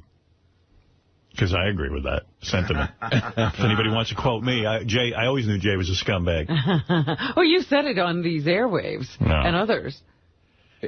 I'm sorry. It says, still on the payroll are the executive producers and a skeleton crew to answer the phones. Wow. So, all right. That's the latest. All right. Well, thanks, John. Anyway, that's what's going on with Jay Leno. All right, when we get back, I got a bunch of stuff to play for you. George Takei is here, our announcer. Do you feel like doing an announce into the commercial break here? Also, Lisa G will be with us when we get back, Robin. Here he is, our announcer. For the week, he's here, George Takei. I just wanted to wish Robin a happy Kwanzaa for the holidays. I'm sure as hell I don't know what Kwanzaa is, but it keeps the black people happy, and I'm all for that. It's the Howard Stern Show. Well done, George. Thank you. I don't know what Kwanzaa is either. Happy Kwanzaa. You should know that, Robin. It means a good harvest. You didn't know that, huh? No. It took an Asian to enlighten you. I'm not a farmer. So. All right, we'll be back right after this. Fancy days are here again. The summer is good. Oh, I got my flower. Yeah, I love to sing. Come on, it's Christmas. When did you do that? Isn't this the Christmas season we're coming into? Oh, it would very definitely be. Haven't you seen the lights? That's right. George Takei, our announcer, is here. He's going to announce us back into the show. George, please. This is George Takei with an impromptu musical moment. William Shatner is a joke. William Shatner is a jerk. Why does that bald asshole keep getting TV work? Wow, you are good. You are well, it's a musical show here, isn't it? Yeah. Everybody sings. Yeah. We like that song. Thank you, George. And great to have you here. Wonderful being here. I'm going to bring in Lisa G, who's going to give You know, it's always a little... You never know what he's going to throw at you. You got to be on your toes, that's for sure. Anytime you do anything that has a high profile with somebody that you respect and, you know, who does his homework, you want to raise the bar every time you're on and not just phone it in. True, but you always seem less nerve-wracked than other guests. You always seem... Well, you know, I mean, when you perform live the way I do and you're thrown into all kinds of situations, you just learn how to be quick on your feet. You got no choice. Plus, you know Howard. You guys are friends. Plus, we're friends, exactly. And you know, the intimacy of radio, it always makes you feel like nobody's listening because you're just kind of there in your little vacuum. So you don't think of the ramifications and how many millions of people are out there actually listening live. So it's always like, oh wow, people are actually listening to this. I'm not just talking to Howard in the kitchen over a cup of coffee. But that's what's so great about it because that's what you capture when you're in there. You feel like the kind of conversations you would just have normally. Right, it's the best of both worlds. You've got, a lot of people are hearing it, but you don't feel like that. Exactly. It's not like television where you immediately know that somehow it's being beamed out. Radio has a smaller feeling, but just as big as an impact, so it's kind of cool. All right, well, have fun today, Sandra. Thank you, honey. Thank you. Sandra Bernhardt is here. Good friend of the show. Interesting woman. Always in the middle of show business, everything. She knows everyone. She's been around. She's been through the mill in show business. She's been around.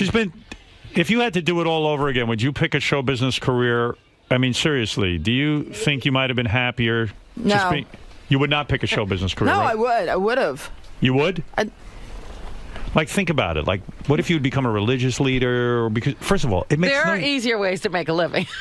I love Sandra. There are easier ways to not make a living. I love Sandra very much personally, and you know, I got to tell you, it never makes sense to me that you're so religious. Like, I'm not religious, Howard. You are, honey. You're spiritual? She goes to a hardcore temple. Because I want to hear the Torah reading. I like but to that's hear religious. it. But it's not religious. For me, it's like there's some continuity in life. But you believe in God.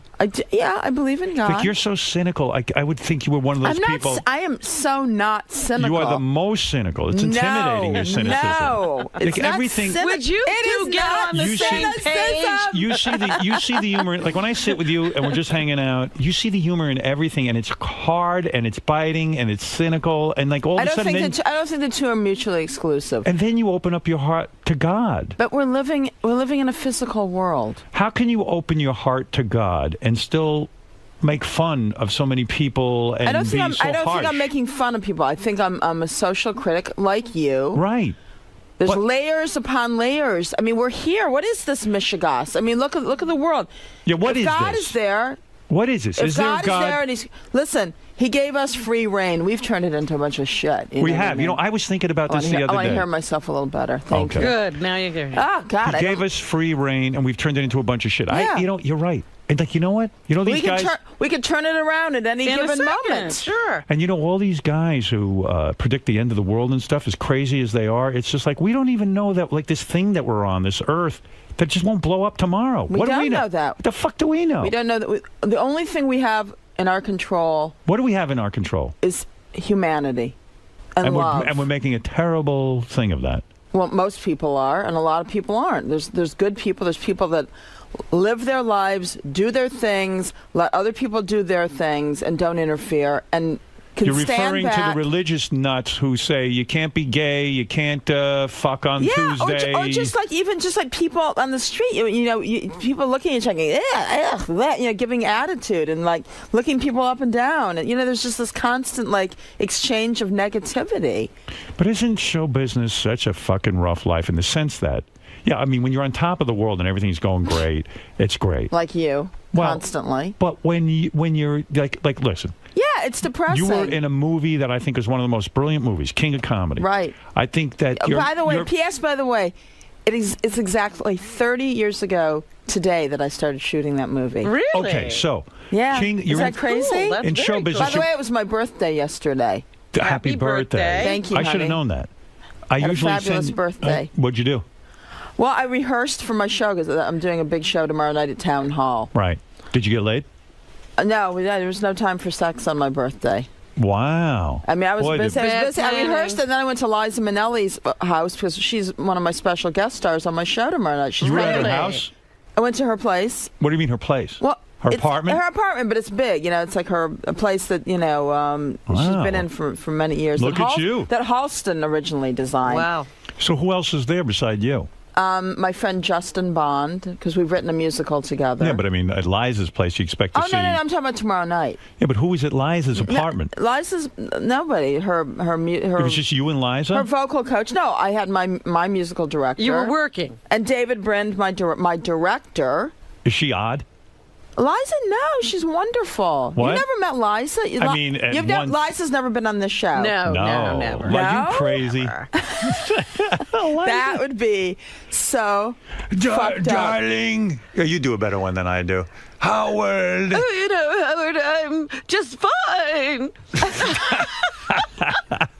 My mother. She served any food? No, there was no food. Tacky. Well, I mean... What time were you over there? We got there at 4. Get at Liza's house at 4. What time did you leave? 5:30. Oh, okay. On a tight schedule. She got rid of you before dinner. No, she didn't want us to go. She was telling us great stories. Does she offer you a drink, or is it like alcohol-free there? No, we've been there before. When she's had like parties and there's alcohol. There is? Yeah. She drinks Snapple. Is that She right? drinks Diet Snapple. What was she wearing? She was wearing like kind of sweatpants and like a big oversized T-shirt. Yeah. Anybody fucking her? I mean, she's not getting laid. Is she? I don't You don't even get think into that's a priority for Liza, but no, You never turn to Liza when you're at her house. Are you getting laid? You don't think getting laid is a priority? How's it going, Liza? Yeah, what's happening in the bedroom, Liza? But you love that. That's the aspect of show business you love. You love going to Liza's house. You love who all wouldn't that. like going to Liza's house and hearing the great showbiz classic stories? Did she start talking about her mom and the old days and Frank and, and... No, she was actually talking about her first movie she ever did with Albert Finney. Wow. And how she was in the car with him, and she kept turning to him during the scene and talking to him, and then they stopped the scene, and he put his arm through hers and just walked down the street, and they were talking and talking. He goes, "Have you noticed you haven't looked at me once? You don't need to look at me when we're talking." So that was a revelation. Mm-hmm. Albert Finney. That's a showbiz classic story. Right. Like just So when she tells that stuff, you just sit there and you kind of listen. I hate going to famous people's homes because I get nervous and I'm like, maybe I should be talking more. And you're very relaxed. No, we're relaxed. First was we rehearsed our song. We're doing that song Class Together. from Chicago. You will sing a duet with Liza. Yeah. Look at you. Yeah.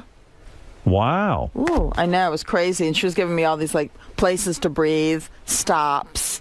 It was like, Were you resentful? Not at all. You're willing when to you're take... sitting at the feet of the master, the star of Cabaret. Yeah, I'm going to start arguing And she's with like, Liza. No, Sandy. Breathe here. Yeah. Well, breathe here, Sandy. She doesn't do the English accent. She's Sandy. She's like, she's all zhuzhed up crazy. Like, she's high energy crazy. And then She tweaked? Is she tweaked? Yeah. Who knows? No, I wouldn't. No, not in a druggy way. No, no. She's just got that natural adrenaline, you know?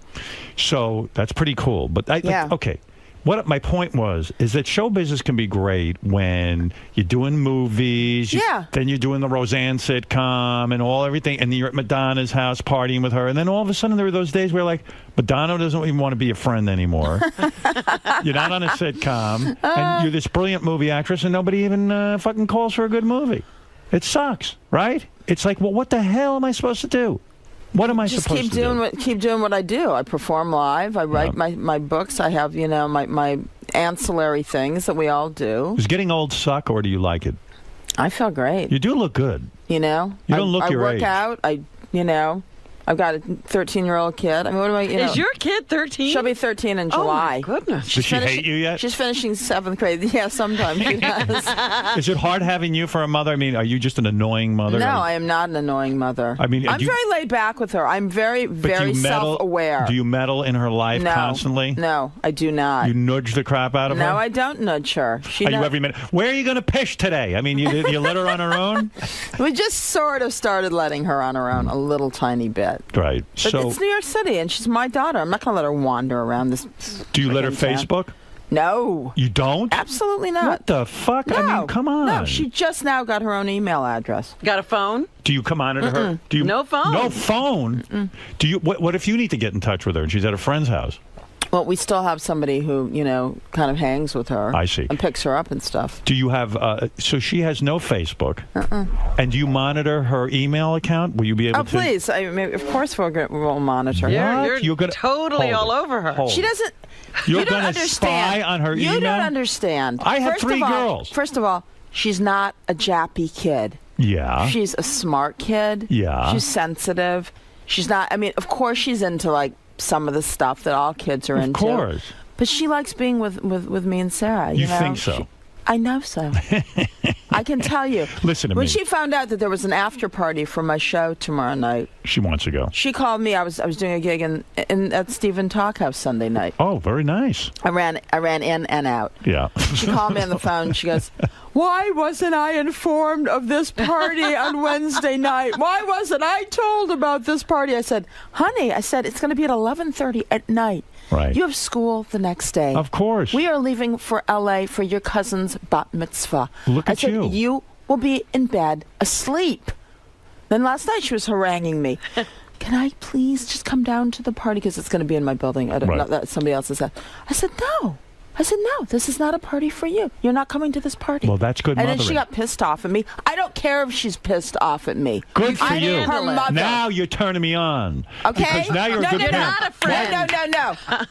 The law will be laid down. And she'll be pissed off at me for exactly 2 hours, and then she loves me even more. Of course, because, you have just hit on something very important. Yeah. This whole country has fallen apart because parents are so busy trying to, assuage their own guilt. You've never been more attractive to me than right now, because what you're saying is the key to mothering. Yeah. Now, I'm going to say this, people, men and women, cannot say no to their children. No, they can't. They want to be their friends. They want to be popular. This is my main beef. You're not doing them a favor. You're not doing them any favors at all. That's why she's not going to be on Facebook. Why should my kid be on Facebook? So people can harass her and harangue her. No. But maybe you're being a little too. What? That fucking Facebook is bullshit. I don't go. Yes, are you right. on Facebook? Well, yeah, but my manager does my Facebook. Doesn't your daughter have a manager? Business. It's strictly business. You're not on there corresponding. But you're on Twitter. I see I'm you on Twitter, there but with Natalie Manzi entering it up. And didn't you recently on Twitter become best friends with Kirstie Alley herself? I've known Kirstie from before. But you became very close to her over Twitter. What? So look at the fun you're having with Twitter and Facebook. I'm an adult. I'm in the public eye anyway. What the hell have I got to lose? You're barely an adult. She's my child. I will protect her. I will go to the boards for that kid. When will she be allowed to be on Facebook? Has she said to you, Mom, I want to be on Facebook? No, she's not going to be on Facebook. She call you Mom or she call you Ema? No, she goes, Mom? We're not living in Eretz Yisrael. I don't know. For fuck's sake. Yeah, she calls me Mom. She calls me Mommy, Mommy Sandy. She goes Sarah, Mommy, Mommy Sarah. I see. But 2 years from now, will she be on? No, we don't want her to be on Facebook because let me tell you something. Wow. When kids go to college and then they try to get a job and they put all this crap up on Facebook, they can't get a job. I think you're overprotective. What do you think of that? I think that the world is moving too fast. You're slowing it down for her. I'm slowing it down for myself. I don't sit there and get suckered into the... I still have a flip phone. Let me see. Look at my goddamn phone. Produce the phone. So how do you tweet? Oh, my God. Can you make what a call? What a shit phone. Business must be bad. You better go to her show. You get a shitty Samsung phone. I love my flip phone. No, you don't. If you had an iPhone... Oh, my God. Do you know that yesterday Apple just announced a new operating system? Let me tell you something. What? I don't want to walk down the street and bump into people who are so fucking unconscious that they're twittering and tweeting and texting and they bump into people. They fall off the curb. But this is the world we're living in. People just... It's like, be... Here, be in the now. I want to see people. I like to observe people. I walk down the street. I take notes when I get home. I saw this person. But this very person opinionated. inspired me. Did your daughter ever say to you, Mom, listen, I'm a good kid. I'm responsible.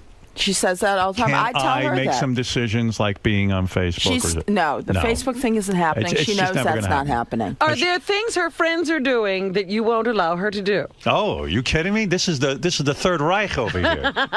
Almost. You know what?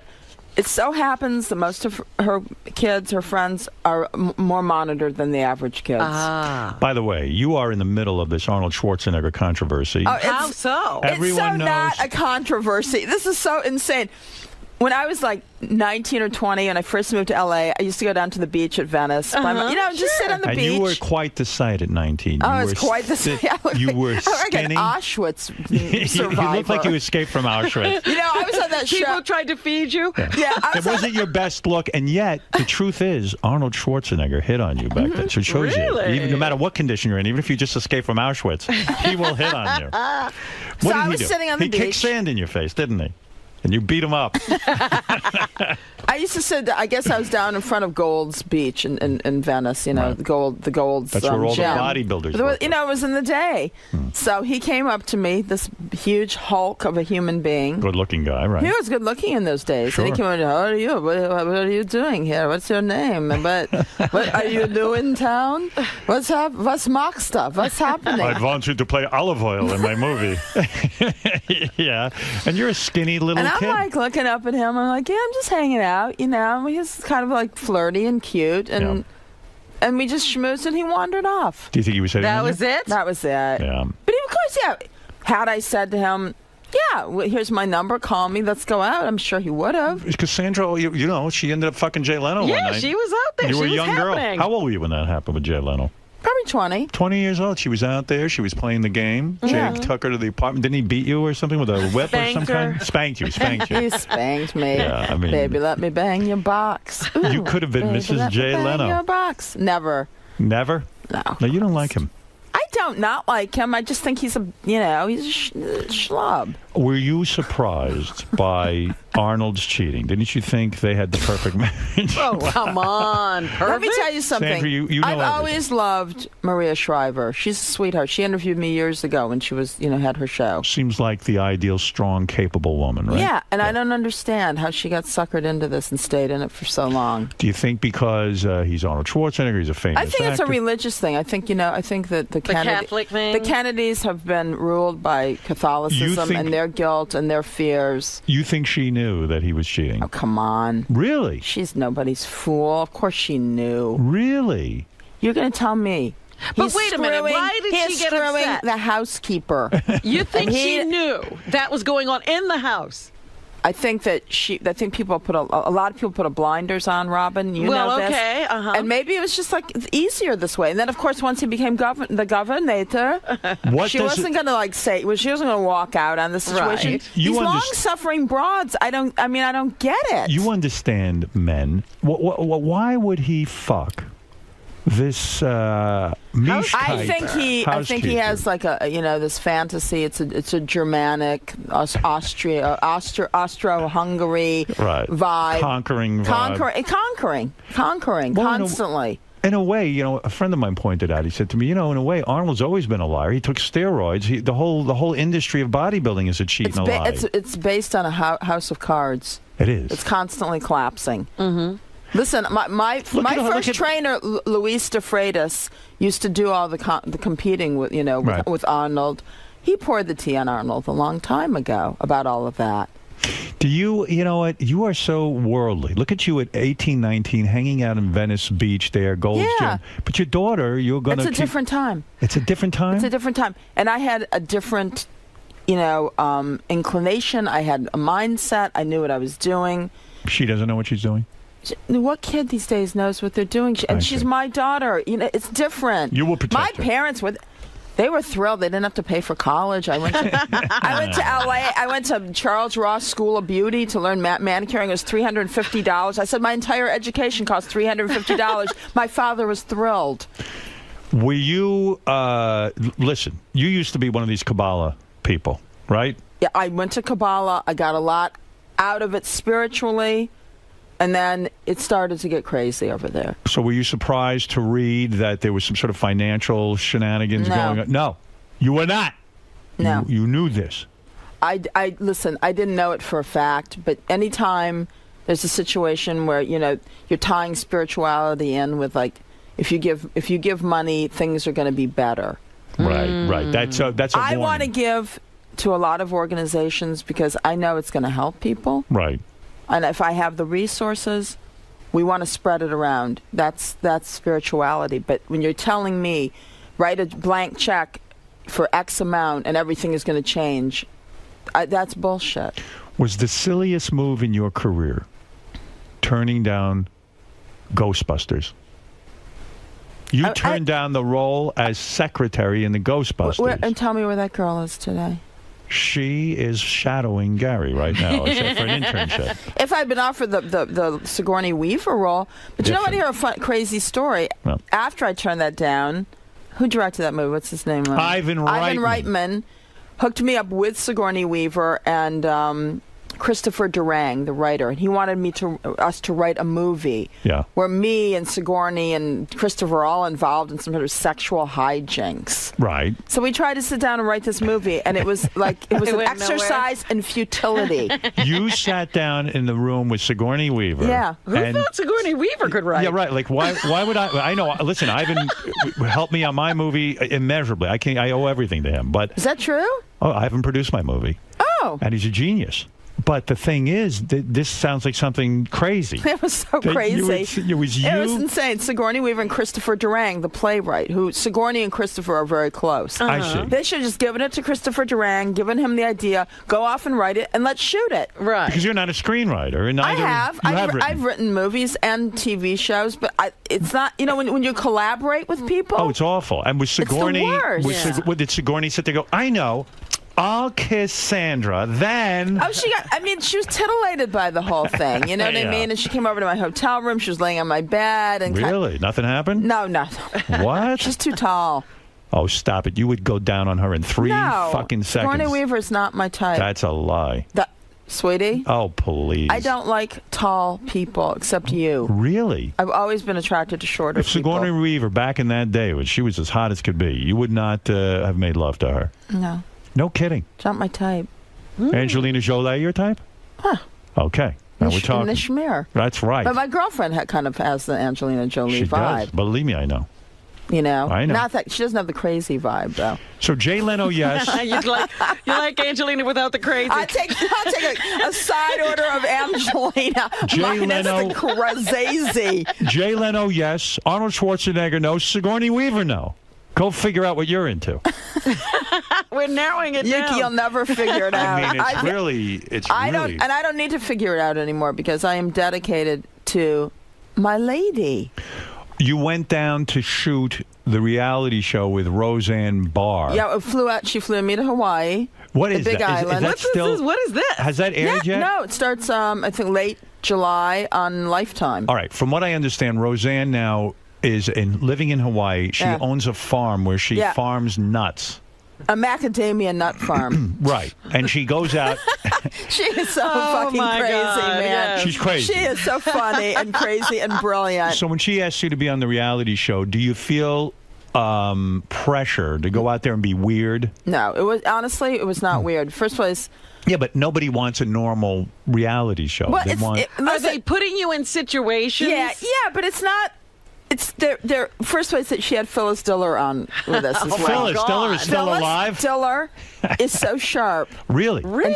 She's a beautiful artist. Right. She's a virtuoso pianist. Really? She's as sharp as a tack. Yeah, she's going to be 94. Wow. She is wonderful. That's amazing. We went out Are 2 you nights saying- in a row. is she- The first night she drank 2 martinis. Right. The second night she drank 3 martinis. Yeah, why not? So she's a young 94. She's a very young. Honey, 90 is the new 70. Does she wear the wigs still? And yeah, she does. But she no longer has a husband, right? She had some Wolfgang Fang. No, I don't know when her husband. Right. It's been a while. Was she an inspiration to you as a young comedian? Of course. She was. Absolutely. Right. You weren't turned off to her style of comedy. You felt that she was very good. When I was a kid, that was what it was. I like you know Phyllis what I mean? Diller. Phyllis Diller's funny. She was fun. She Yeah. made me laugh. These 2 days we were together, I was totally inspired. Now, when you say 2 days that you're together, do you stay at Roseanne's farm? No. We stayed at a hotel. They put us up at a hotel. And they ship you in for the day to start shooting Yeah, this we reality shot in the show. afternoon over at the farm, and then we went out to a restaurant. Under what premise is Phyllis you at the Diller farm? and Sandra Bernhard brought into the... Just friends of You're just visiting. Roseanne's. Nobody asks questions. Nobody looks for a premise. They just say, get in there, get on the farm. And then what do? You farm? Are you working? Do you farm with She's Roseanne? doing Roseanne. We went up to the organic garden. No. And potchkied around up there. Right. And we went out to a. And what are you doing? You're picking the nuts? What are they? How do nuts grow? What are they, in the ground or something? No, these nuts grow on trees. Macadamias grow on trees. And then what does she pretend to pick the nuts off the tree? She probably did that. She made lunch for us. We sit around and talk about topical stuff. We go out. Her boyfriend, plays in a jazz, he's a jazz musician. I see. So the second night we go to the jazz club on the island. There's crazy people. We're talking. It's just, It's fun. It's fun. So you liked it. I loved it. I think it's going to be very funny. What do you think of this guy, Wiener, the representative? Anthony Weiner. Right. Well, your name is Wiener. You shouldn't be doing shit with your cock, right? It's just unbelievable. It really is. But why does what is it? Why? Because please, somebody explain this to me. I'll explain it to you. He doesn't really want to be a politician. What does he want to be? He doesn't like his life. He wanted a change. He blew it up. That's and he one blew thing up for his sure. life. He blew it up. He's got this nice wife. Supposedly she's brilliant. Yeah, why not get rid of the wife if you don't like her? But he's I don't going to even, live. He just married her. I don't even think it's about the wife. I think people. This is also the problem with this fucking internet. Yeah. People just go crazy. They do. They do. I love you the can fact. think about it. You can sit in front of your computer. You can pull your cock out and shoot a picture of your cock. I mean, Right. this is a. That's why you this don't is have a camera phone. Look at what you'd be doing. This is a problem for a man, right? Do Or you even know- some crazy woman. It's like you look down. You know, you used to take a mirror and look at your pussy, and this Right. was exciting. Right. Like the whole world. You know, Now you're showing it to the in world. the feminist day, it was like. Yeah. Take a hand mirror And look at your pussy. Examine your vagina. Right. And I remember you took a mirror and you're like, wow, this thing is groovy. It's weird. But I'll tell you something. It's sea creature-esque. But it's kind of like I'm exploring my pussy. This is like a revolution. But you didn't put it on the internet. But I didn't take a camera and hold it down there and start shooting pictures. You know how of crazy my this. pussy. You know how crazy this guy gets because Jesus I was Christ. just reading that there was one woman who says she met Anthony Weiner on the internet, and so he said, "Call me." Gave her his number. She calls. It's his congressional office. Now that's Oh, crazy. Jesus Christ. They start talking, and he says to her, "Would you send me a picture of your vagina?" Oh, no. Yeah. Oh, no. So I'm like, no. why would you? So at some point you're going to get busted doing this stuff. You know Yeah, it. at some point. It's You're too using the out wrong- there. Yeah. Nobody's going to protect you. I love that. Just do it. I'll never reveal it. Are you friends with Courtney Love? I know I hung out with Courtney Love years ago, okay. briefly. Did you meet her because you found her laying face down Yeah, in the snow? she told me the snorry. What snorri? What snorri? A boring story, a snorry. I just invented a new word.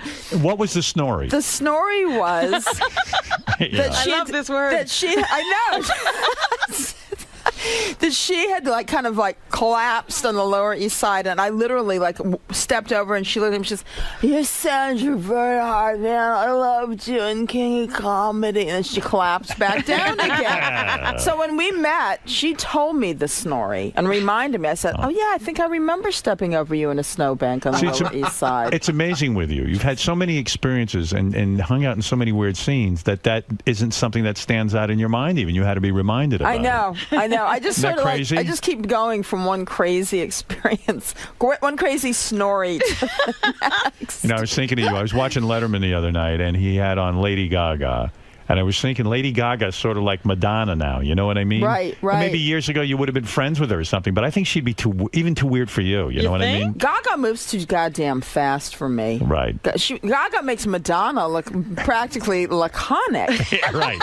She's very energetic. Laconic. Right. She's very energetic, right? Well, not just energetic. Here's a woman who just can't stop. Yeah. And I said this to my daughter. I said to Cicely, I said, I worry about Gaga because I think Gaga's going to burn out. She goes, "Mom, Gaga barely did anything this year." And I was like, "And the schmear, what are you talking about?" She didn't have a new album up. She had to put out a new album, Mom. So you think Gaga is moving too fast, and your daughter says, no, Gaga is pacing herself properly. Gaga has slowed down.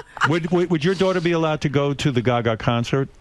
With me and some... As a chaperone? Would you- Yeah, sure, of course. Okay, all right. We watched the Gaga show on HBO. It was crazy. Yes, for By sure. the way, have you mentioned that I have a new album? That's what I'm about to do. I'm about to do that. Now that we're talking. Here's the reason Sandra showed up today. She didn't come in for her health. Listen, you know what? I would come down here anytime to schmooze No, I with know, you. but I'm just saying. You know, I'm not craven. Anybody else would have walked in and immediately said, "Listen out for my new album. I love being me." Don't you? The new album, Sandra Bernhard's new album, is called. It's a comedy album. Love Being Me, Don't You, is available today on iTunes. Now, It's dropping today. Yeah. Remember the old days when they dropped it? They drop them on it. They still drop them on a Tuesday, though. and you look good. Thank you. No facelift on this girl. No, baby. No Botox All ever. natural. There might be a little Botox in that face. At least I don't have a droopy eye. You have Botox? Be Yeah, I honest. get a little Botox. You I do? get a little filler. Yeah. Where I have is for it? years. What's a filler? What's a filler? It's, I'm not going to give them any fucking promotion unless they're planning on kicking back some dough my way. What does it cost to get this Botox in your face? It's expensive, though, right? You know, it varies depending on how much you get done. Maybe I I should don't get do some it of very this. often. Uh-huh. You know, my daughter had her prom, and I'm in one picture because I was the photographer, but they turned the camera on me. I saw this picture. I was going to throw up. It was like the camera turned on you. Oh, my God. The digital cameras make you look like hell. They do. I like film. Film is where it's at. I know you could hide in the film. The film is forgiving. It has dimension to it. Why are you shooting in digital, Howard? Well, why? Because this is it. This is what the technology is. What are you going to do? You got to have any choice. Nobody has any film left. So you get what they call filler. Where do they fill in the? You do a little bit in your laugh lines, a little bit in your frown line, and that's all I do. That's it. That's it. Because you look young. What are you gonna do? What are you gonna do? Like, I mean, you can't blow your face up like a balloon.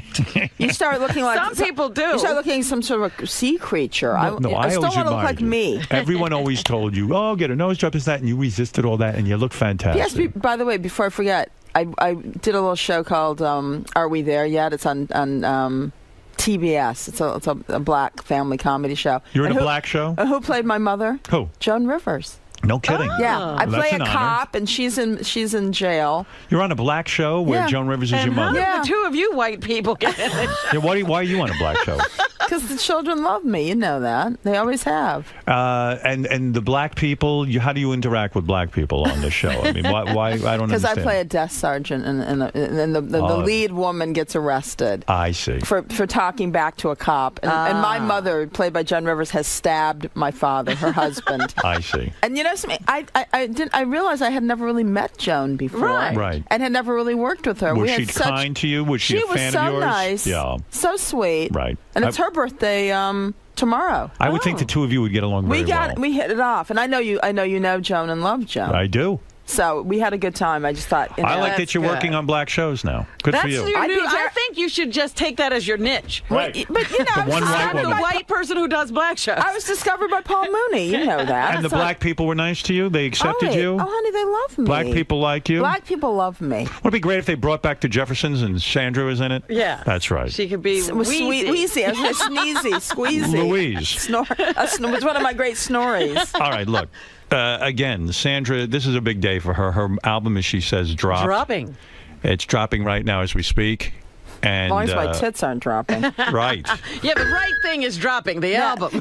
How are those titties? My ass and my tits. You used to show your titties on stage? You used to wear because your daughter's older. But I still wear like zhuzhy, sexy. By the way, Ralph Rucci designed my entire wardrobe. But I remember one time you came out almost nude. As if your fan base is going to run out and buy Ralph Rucci, but he is a doll. Yeah, but you hear what I'm saying. You used to walk out naked. Right. On the stage. Listen, if I had to, I'd be proud. You would do it? Yeah, I would do it. Is that sending the right message to your daughter? Do you tell her you walked out on stage naked?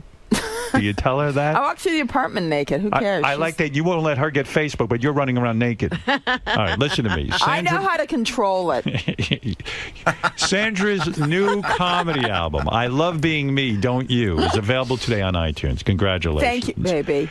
And any tickets, additional tour dates, or just to generally get involved with Sandra, go to sandrabernhard.com. And of course, I follow you on Twitter. Are you following me on Twitter? You I don't am. Even give a shit. Do I you give read a shit you every about day. Twitter? You know what? I stopped. I mean, you got so hot and heavy into it, and then boom. Boom. I burn out because people were criticizing everything I tweeted. And then I started tweeting sexy pictures of Beth. And did you see those? Of course I did. Yeah, and, everyone's like, but you know what? Everybody's a critic. This is my point. That's the whole point of I love being me, don't you? Because the whole culture now is everybody's a star. It's far gone beyond anything Andy Warhol ever predicted, the 15 minutes of fame. Everybody wants to be a fucking star. Honey, I follow you. How come you don't know that? Because you've never tweeted me. And I see that you and Natalie Maines have a conversation going. You're watching her and Natalie. Well, yeah, they have a personal yesterday the whole day. But don't forget, honey, I've been I wish you were here. We'd be drinking a wine. I know. I read the whole thing. I'm there. I enjoy it. We got to get Natalie back to the East Coast once in a blue moon, now, because she goes to Hawaii all the time. Well, she likes it there. But you know, she's finally singing again. I think she and the girls are doing a new album. Well, that's smart. That's what she Remember does. we talked about that. Sandra and I got together. One of the most incredible voices. You decide what the Dixie Chicks should be doing. Yeah, I got together with Sandra. We advised Natalie Maines to get her ass back in the recording studio because Who sings better than Natalie Maines? No one. I'll be honest with you. Sandra and I were sitting there one day staring at each other, and I said, "What's with that Natalie?" And she goes, "I don't know." And I go, "I don't know either." Then we talked behind Natalie's back for a good 15, 20 minutes. You know, because you love her. And then I said, "What's wrong with her that she won't fucking sing?" Yeah, what's she thinking? I think she needed a break after that whole, kerfuffle with, when she critiqued George Bush. I mean, those fucking rednecks came down on her ass. It got to her. So fucking hard. She's not like us, She's a sensitive soul. Right. She doesn't want to. She doesn't want to put up. She doesn't want to mix it up. Bulletproof vest of emotion. Yeah. Right. She's an artist. Yeah. And I think her mind did get blown. Not that we don't. Not that you aren't an artist. And not that we. I'm not. I'm proud to say. There's nothing artful about me. Nothing artful about you. Goddamn right. Don't call me an artist. I'll punch you in the face. Sandra's an artist, and so is Natalie. That's right. All right, look. Yes. I can talk to you all day, but I'm not going to do that because I want to get out of here at some point. Sandra. Yes. So much was made today of your parenting style. Yeah. Were you taking Howard's advice into account, or is it just going in one ear out the other? Howard and I have very serious conversations about parenting, and I respect Howard immensely because I think he's done a really nice job with his 3 girls. And it's not easy when you're like Howard and the divorce, and it's a fine, sensitive line to walk. Right. Just having 3 daughters as a male, I think. Exactly. I mean, what a heavy thing. It's heavy having 3 daughters. And then other factors being thrown into the mix, it makes it that much more difficult. Exactly. So is he really not this liberal parent that he's making himself out to be? I don't think Howard's so liberal. Well, he's trying to imply that you're too strict, that you're almost a hypocrite. No, but he agreed that was the way to be. I mean, ultimately, did you hear it? I mean, well, it's like you can't necessarily practice what you preach because you have to. But I'm surprisingly conservative in many ways. I don't drink. I don't do drugs. I'm a very disciplined person. What I do on stage as a performer and an artist, I mean, you can't walk out there and be like a Christian fundamentalist. I mean, you got to give them glamour and excitement. But I look at the world in a certain way, and I think that I cover all the territory of being a person I admire in myself, and that's all I can do. So your showbiz performances don't translate into your parenting approach or anything? Well, I think they do in the sense of being like, open to people's lifestyles, and not being judgmental. But other than that, no. We keep a pretty tight ship, but we have a lot of fun too. It's not, it's not a bummer household. but no social networking whatsoever. I mean, that's. Well, I do it. I have to do it for my work, but not for her. At what age? When she's 18, at a certain point, I can't control it, but I would advise her not to do it. Hey, you know what? If I were a parent, I think I would feel the same way. When you're a parent. A lot of creepos out there. When you're a parent, you'll agree with me. Believe me. All right, Sandra. Thanks, honey. Bye, guys.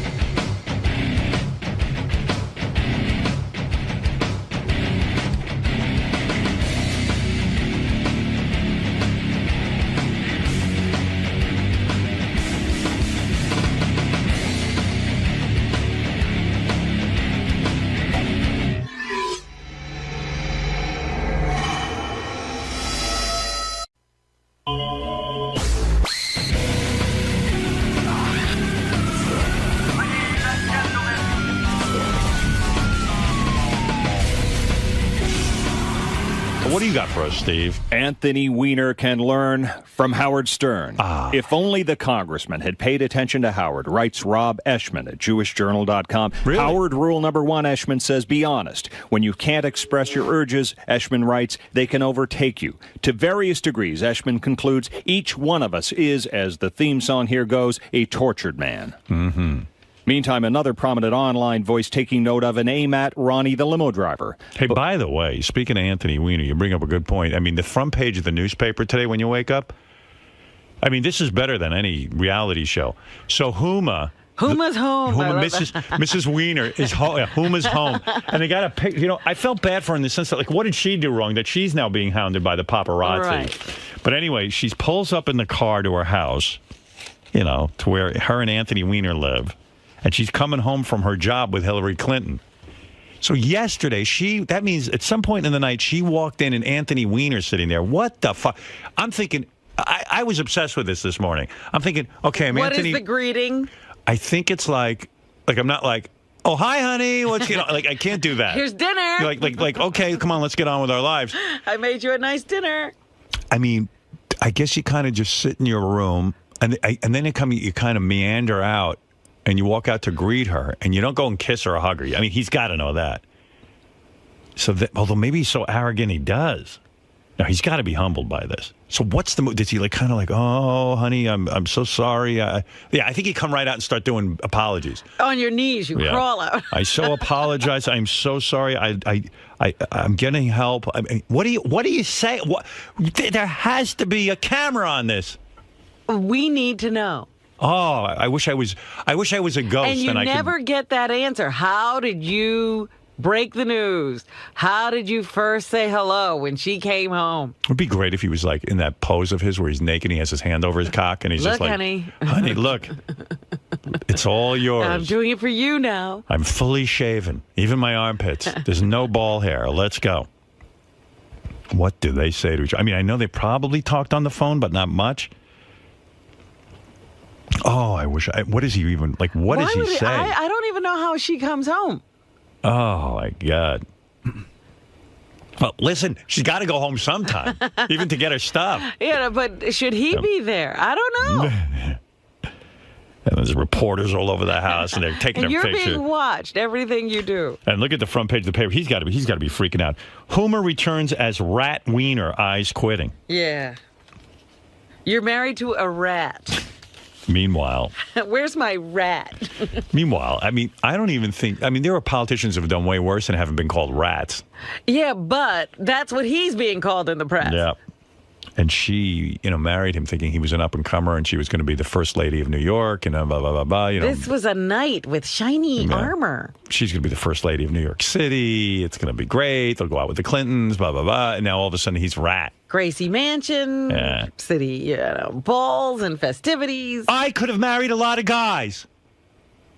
Look at me now. Now I'm married to a Mrs. Rat. I'm a rat. Mrs. Rat. I mean, for Christ's sake. And I'm carrying a rat's baby. I'm a rat by association. Listen to me.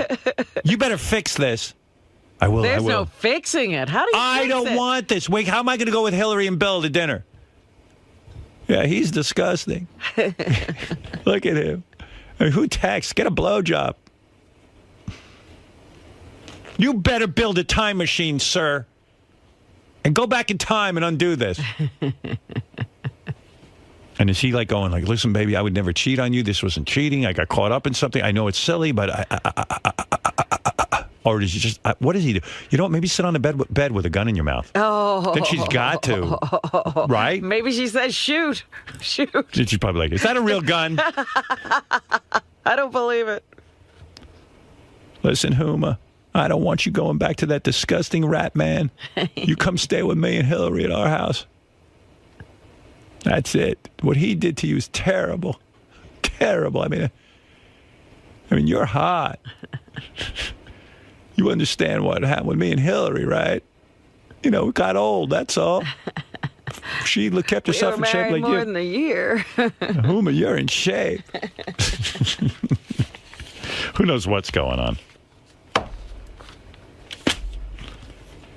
I'm sorry, Steve. I didn't mean to interrupt. So Bob Lefsetz, writing about the sometimes inverse correlation between talent and Twitter popularity. Lefsetz declaring, quote, if Twitter was about talent, Ronnie the limo driver would be bubbling up. Ronnie responding in his inimitable style, quote, screw him and his article. If he wants to make it like I'm stupid, be my guest. Well, Ronnie is stupid because he doesn't understand. Lefsetz was actually...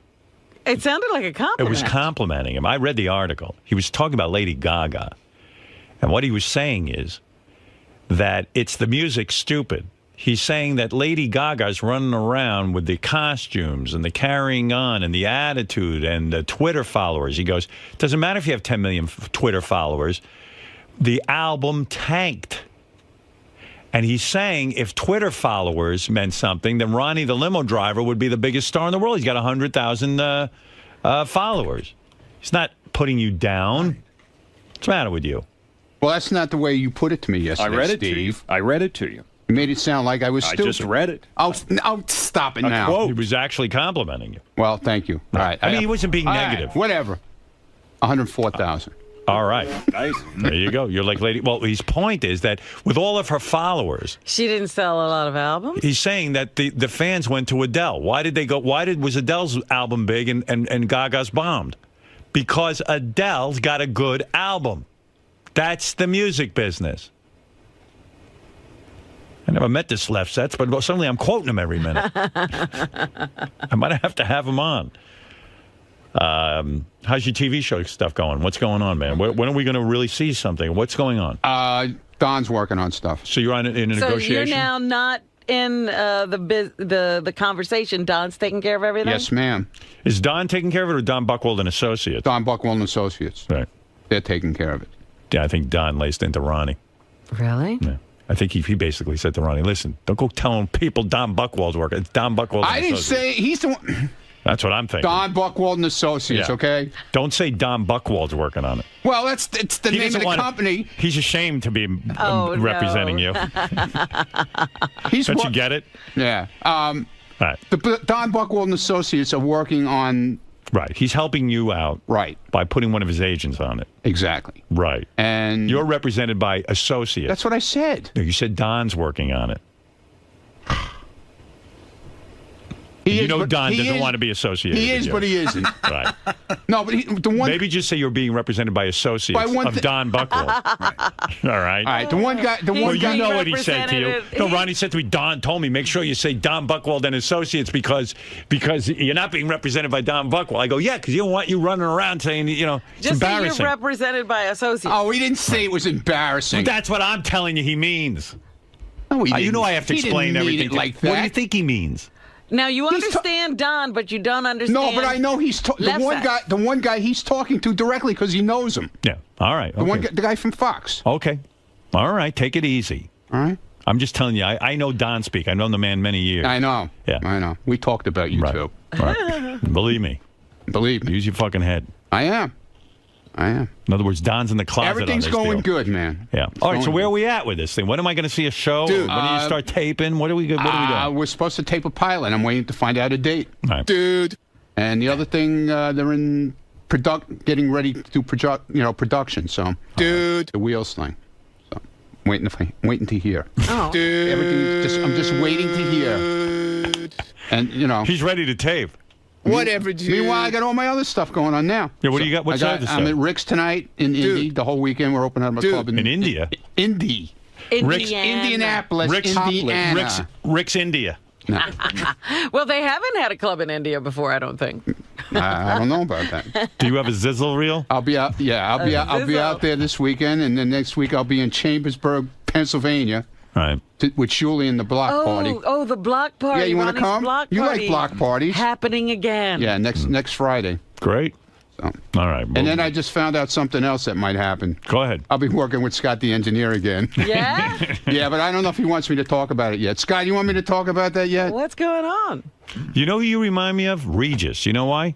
Regis's career started late in life, and now your career Look started at you late. bubbling up here. Like, your show business career hadn't started till you were in the 60s. Dude, Scott, is it all right if I talk about it? Dude. Regis went around for years and years and years and, kind of didn't have big success. And then, Bumbled from one television show to the other. And then all of a sudden, in his 60s, Boom. Everyone discovered him.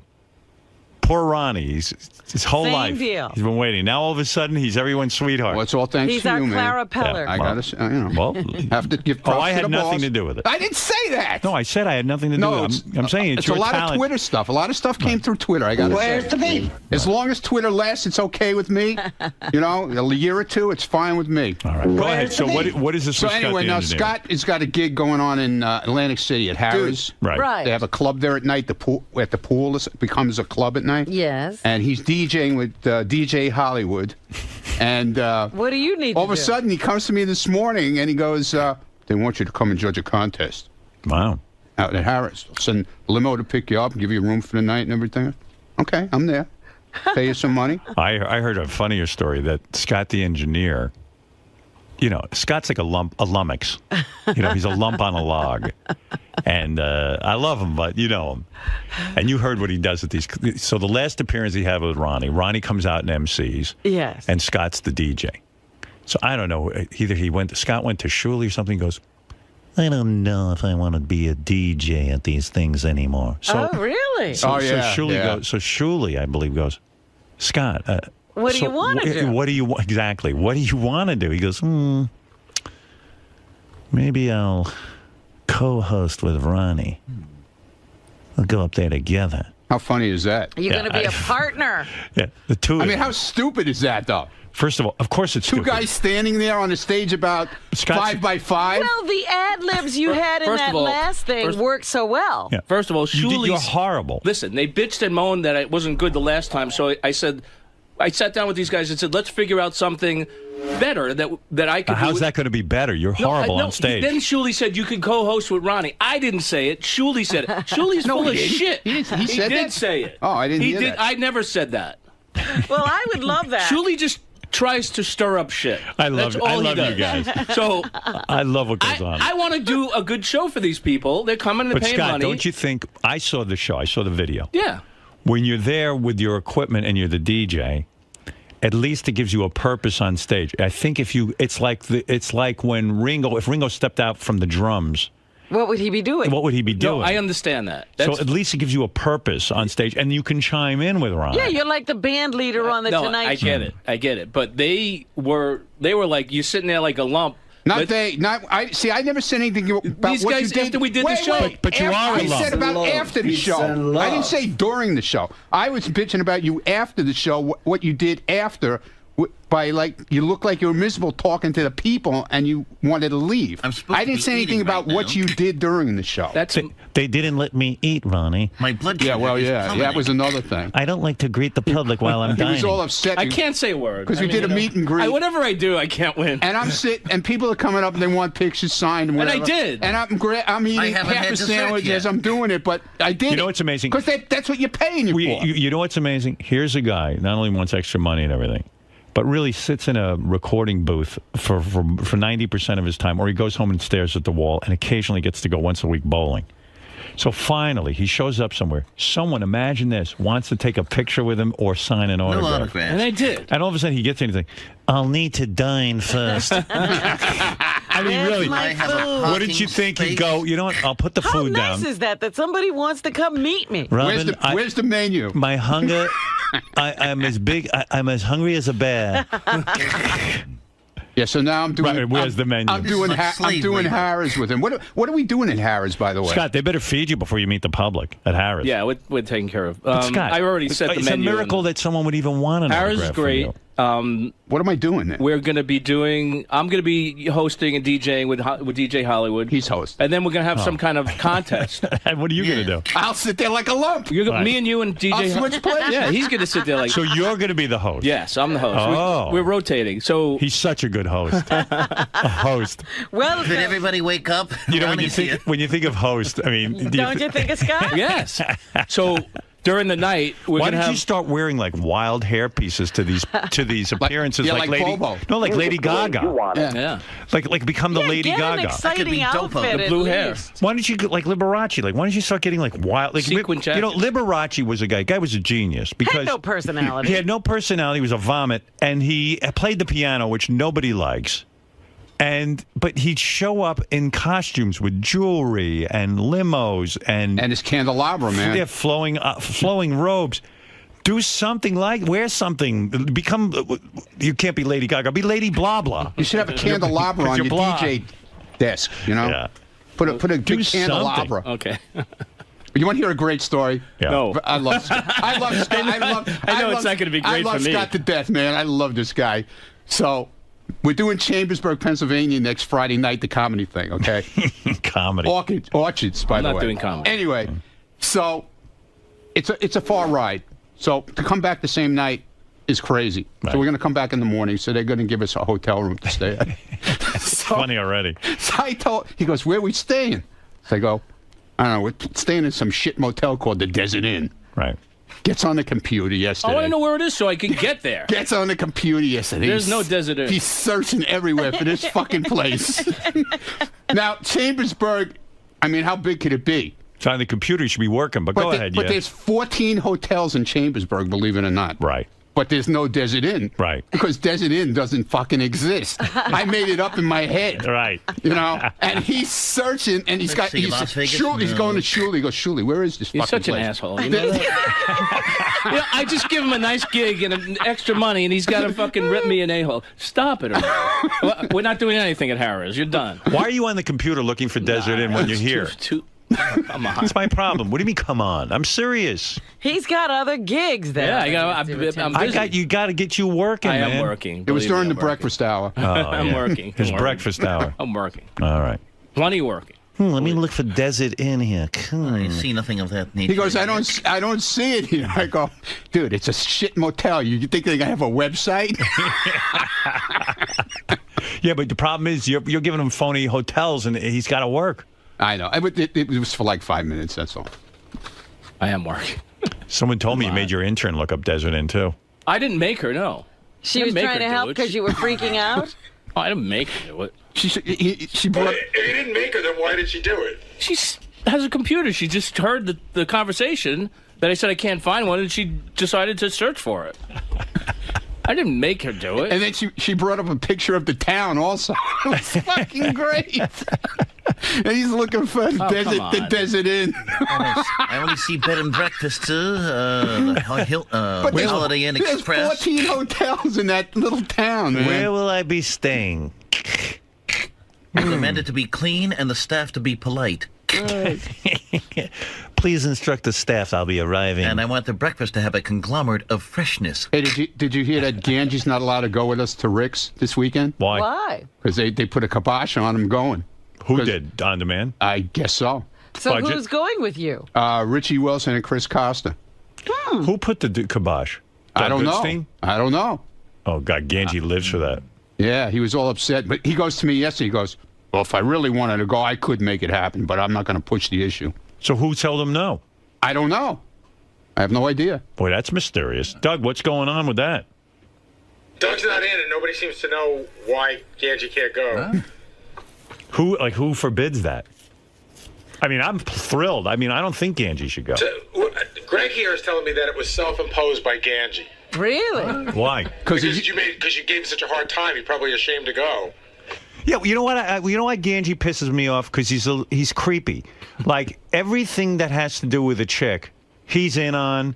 For a while, he had to pre-interview the Miss Howard TVs, and I said, Ganji, it's not necessary. Will's going to pre-interview him, and he goes, well, no, I'll handle it myself. Well, you killed that for him too. Yeah, I know. You're but I go, ruining all his fun. But I said, well, why do two guys need to why do I have to have two guys doing that? And why is the only guest that we have? I've had, Tatum O'Neal was here yesterday. One guy interviewed her. How come two guys didn't? You know what I mean? It was like insane what was going on here. And then Doug had to shoot her pictures personally. Right. Like, what was that about? So I said to these guys, listen, come clean. Is this something you want to do because you're horny? Oh, no. I'm way too busy. I don't even want to be pre-interviewing them. And Doug's like, no.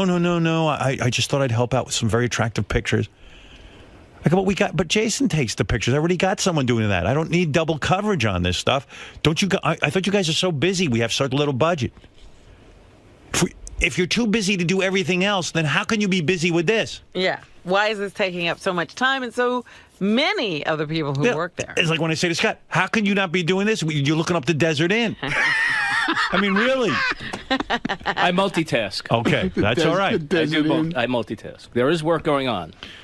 So, and Ganji was just like being like, I didn't even realize these very hot girls were even girls. I mean, I didn't even notice them. So I knew he was being a bullshit artist. By the way, where is Doug and where's Ganji? It's almost 8 a.m. Well, they're pissed that they don't get to do these things. Ganji doesn't come in every day. Ganji doesn't come. And He I don't goes. know He where works. Doug is. There's no hot chicks booked on the show. That's to say, because you know what?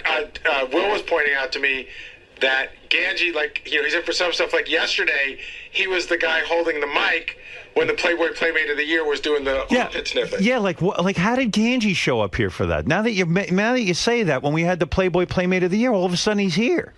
And by the way, did you notice he tried to get online to get sniffed? I mean, did you notice I blocked it? I did notice that. Because you know what? No one cares about Ganji. I had a choice. We were at the end of that armpit sniffing bit. Yes. And I'm looking it over, like Benji's there, who's way funnier than Ganji. And Ganji's in front of him. And Ganji's in front of him. He's in line to get close to the Playboy Playmate. And I went, what the fuck? So I give him a hand sign. Out. Benji, go up and get your armpit smelled. I'm gonna sit and waste time with Ganji. What if she likes my armpit? Now I'm going out with her. I asked him why. He came in. He came walking in about 7:15 yesterday, and I go, "What are you doing here?" He goes, "Well, I have to help out with the Playmate. The Playmate segment." But he the doesn't. Playmate segment. Yeah. Really? What's different about the Playmate segment Nothing. than any other segment we do? He is such a fucking horny motherfucker. Hey, can you blame him? I know. Well, he probably figured blindfold. If she doesn't see him, maybe she'll go out with him. Don't take off your blindfold. He's such a good guy, though. He really is. Hey, Ganji's a nice kid. Yeah, you don't have breasts. Yeah. Ganji's a nice kid when he's not sending porn tapes to your kid's Yeah. teacher. That went over great. He had hair then, though. Yeah. Well, all right. Let Steve finish his report, boys. Thank you. I don't know how we got off on a tangent. Rick's tonight All in right. Indianapolis. All right, Ronnie. Very busy schedule. I barely get him to drive me anymore. It's busy. You're a lucky man. Look at who's driving you. And I'm not so lucky because I'm going to be driving him soon. I think he resents driving me. That he's a big superstar. Anything else? Also today, Sal and Richard heading west to entertain fun-famished fans in Hollywood this Saturday. But they won't be doing a show, they say. A meet and greet at Club Bardot on Vine. Though you might never know this from looking at the club's website, which doesn't seem to mention the Sal and Richard show this Saturday. Stern News, 877-H100-TIP, or email Howard100news at SiriusXM.com. All right. Thank you. That last report was very puzzling. Yeah. Yeah. All right. Well, Steve will get more details. You're really sort of taking off right now. Okay. You've got an agent or an agency working for you. Okay. You've got six-figure in Twitter followers. You've reached 6 figures in Twitter followers. Okay. You've got possibly 2 shows in development right now. Okay. So far, you're on the right track. As Tim would say, this is a whirlwind. It's a whirlwind. Or whirlwind. Whirlwind. What's this like for you? I'm on a whirlwind tour, man. Are you on a personal high right now? No, like when you leave here, are you like, wow, I can't believe all this stuff is happening to me? Yeah, but I don't believe it's happening till it happens. Okay, so like with the TV things, I don't believe it happens until I'm there doing it. Okay, or I sign some kind of paper saying you're going to do this. So I don't count my chickens before they hatch. You know what I'm saying? Short of actually becoming Howard's personal driver and security and all that, is this the most magical limo ride you've ever been on? Yeah, it's all because of him too. I mean, not that I'm, trying to kiss ass or anything, but it's the truth. I mean, this wouldn't happen if I wasn't here. He made me where made me a star, kind of. Now, with your buddy in the background there, what advice do you have for him? Because he can't seem to find his niche recently. Like, he doesn't know what to do at these gigs. He's feeling a little uncomfortable. First of all, I would stop looking for the Desert Inn, number one, because it doesn't exist. Second of all, hey, you just got to keep plugging at it, man. You got to, get out there on Twitter, man, like I did. Get out there and start putting crazy shit up. Every day. I'm on there every day. I never miss a day I put stuff up. And, even if it's stupid, which most of it is. What would your ideal gig consist of? What would you be doing ideally? What in a perfect world? Turn around, I'll show you. Which doesn't seem to mention the Sal and Richard show. Come on, in all seriousness. I like Greg, the generic cameraman, #1 at my gigs. No, but what would these gigs? What would your role be? Because My role. You don't feel comfortable in some of the things you've done recently. We've been trying to figure that out. I'm a DJ, but in these things, it's not really called for. It doesn't call for a DJ. There's no equipment. I use my fucking phone. Get it? I use a little phone. It's a goof. But they were bitching that it was boring, so I wanted to try and figure out something else that we could do that would be better for the people. I want to make sure the people have a good time. And you, sir, seem like the ambassador of fun. Oh, you've been to my gigs. I had a blast. Yeah, right? Did you not have the best time of your life? Second best, but yes. Oh, okay, sorry. Second best. I mean, yeah, we aim to please.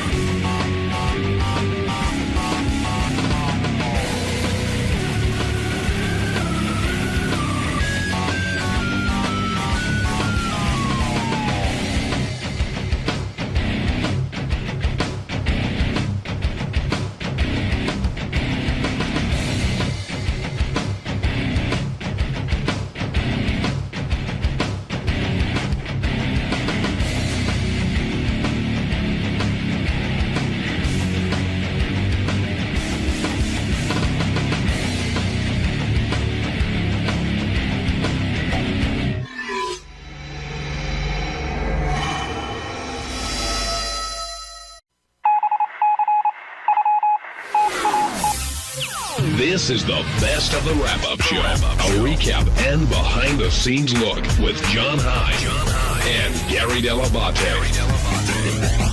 The best of the wrap-up show begins now. Hey, it's Gary Dell'Abate, Baba Booey. On Monday's wrap-up show, we discussed how Benji was busy over the weekend at the big Anthony Weiner press conference, making a whole scene out there. Benji came in and he was torn between the fact that he hated what he did, but he loved the attention. Lisa G talked about their trip together. Steve Langford talked about how much he loved the whole thing. It was great. Here's how it went.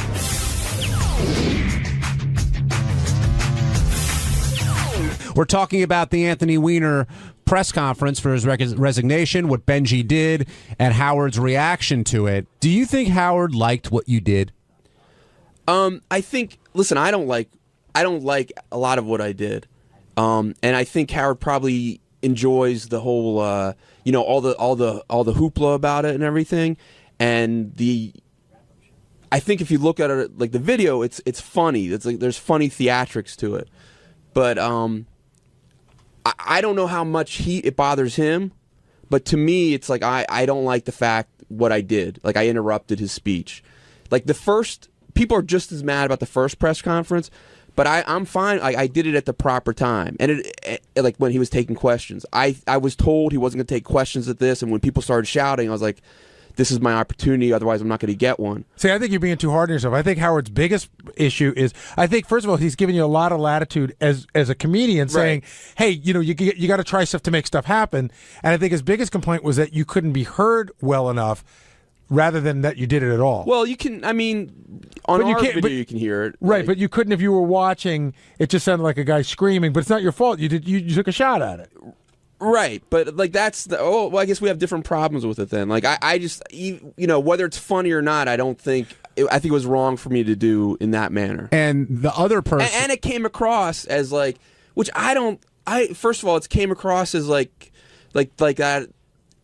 I was like, oh, I'm gonna get Anthony Weiner. There's nothing about that. I don't think what he did was a big deal, like to the public sphere. It's a big deal to him and Huma and everything.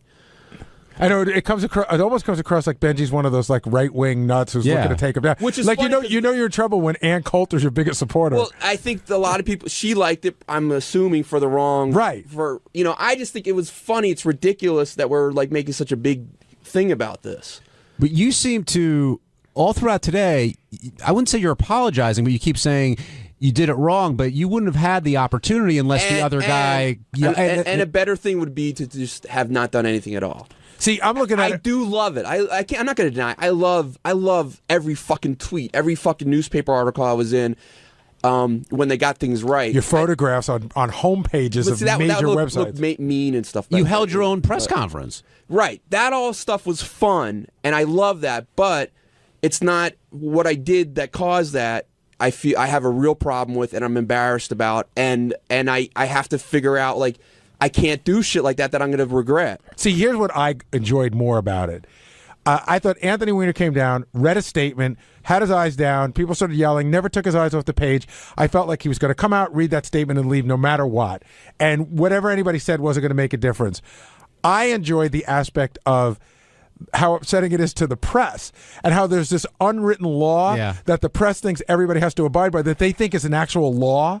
Like, if you could take them to press court, if you could take Benji to press court, Benji would be put in jail for life. Right, well, they were saying we spent 4 hours here, we waited for this moment, and you ruined it. Meanwhile, you weren't the one who yelled out the pervert comment. Someone else did. Howard clarified that today. Which I hate that, because I wasn't like, I don't... But I knew right away that wasn't you. You could tell it was a different tone of voice. But I just love that the press is angry at Benji that he fucked up an already circus-like atmosphere. Well, that's the thing. You look at the reason why you're all there in the first place. Granted, you have an official resigning, but when you get into the story, it's ridiculous to begin with. You know what I realized it was like? Because there's a scene like in Animal House, like the parade scene, right? Where they take over the parade, and that's to me like one of the most hilarious scenes I've ever seen. Where they're like they lead the band the wrong way. They're throwing marbles. They break up the float. That in my head was what was going on. But in reality, it's wrong to destroy someone's parade. What was your intent going down there? To ask questions? Oh, yeah. And I even said, God, I don't even know if we're going to get in. No, it was to do those questions. But then when we got there, we were like, they were circular around. He will not take any questions. He will not take any questions. It's funny, too. Like Howard always says, when Richard and Sal make phony phone calls, and then they say, we're going to call the police. Howard's like, you can't have a show where you tell people to call in and then say you're going to arrest people because you don't like the calls. If you're saying people can call in, so if you hold a press conference, did they check your credentials at the door? No. So if they're going to let anyone into a press conference, there's always the expectation that not everyone's going to behave, the way the Redcoats did. Of course, but that doesn't mean it's right if someone does it. And I don't think it's, I would be very pissed off if we were out doing a live remote. I would be very pissed off if somebody busted up our remote and started screaming and yelling. We'd handle it a different way. We've had that before. We have handled it. We have people killed. No, but we've handled it a different way. Listen, we were in London and we were doing, somebody was singing a song parody, and this girl who was drunk climbed over like this wall where we were she was so furious. So I started to go after her to push her back, and Howard waved me off, and he's giving me the signal, give me a microphone. He tells the guy to stop singing, and he goes over, what's the matter with you? She's like, you go back to America, that's brilliant. Yeah. Howard wasn't upset by it. He's like, here's content. So everyone handles it a different way. The way we are on the show, if that happened while we were doing our show, Howard would say, hey, what's going on? Why are you doing this? Try to talk to somebody. During the break, Benji, we were talking about how you seem to be very apologetic and regretful for what you did, yet you also want to enjoy the glory and attention that came from it. Well, I do. I can't deny that I enjoy the positive people saying, oh, my God, that was so funny. So I do enjoy people saying that, but I regret that I did it in the manner I did it. I think looking back, if I could erase it and none of this would have happened, because I would erase it. See, I don't think you have anything to apologize for in the sense that you weren't the first one to heckle and you weren't the only one to heckle. You were just the loudest and most recognizable person who heckled. I don't think in the scheme of things I did that big of a violation, but it was wrong.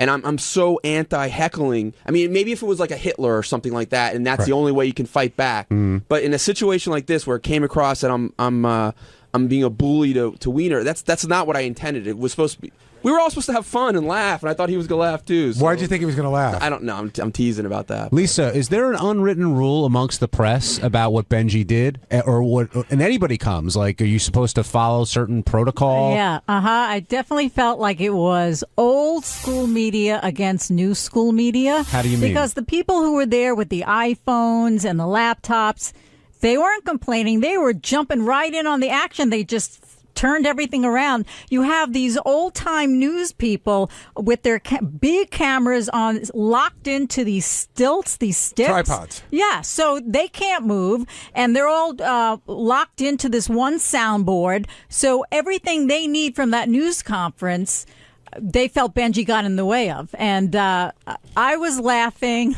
the whole time, from the cab to the Senior Citizen Center where the press conference was held. while we were in the cab, this is what you didn't hear. Benji was getting a little motion sickness, so I had to write down the questions for him. We were coming up with questions like, are you 7 inches erect and things like that for the whole cab ride.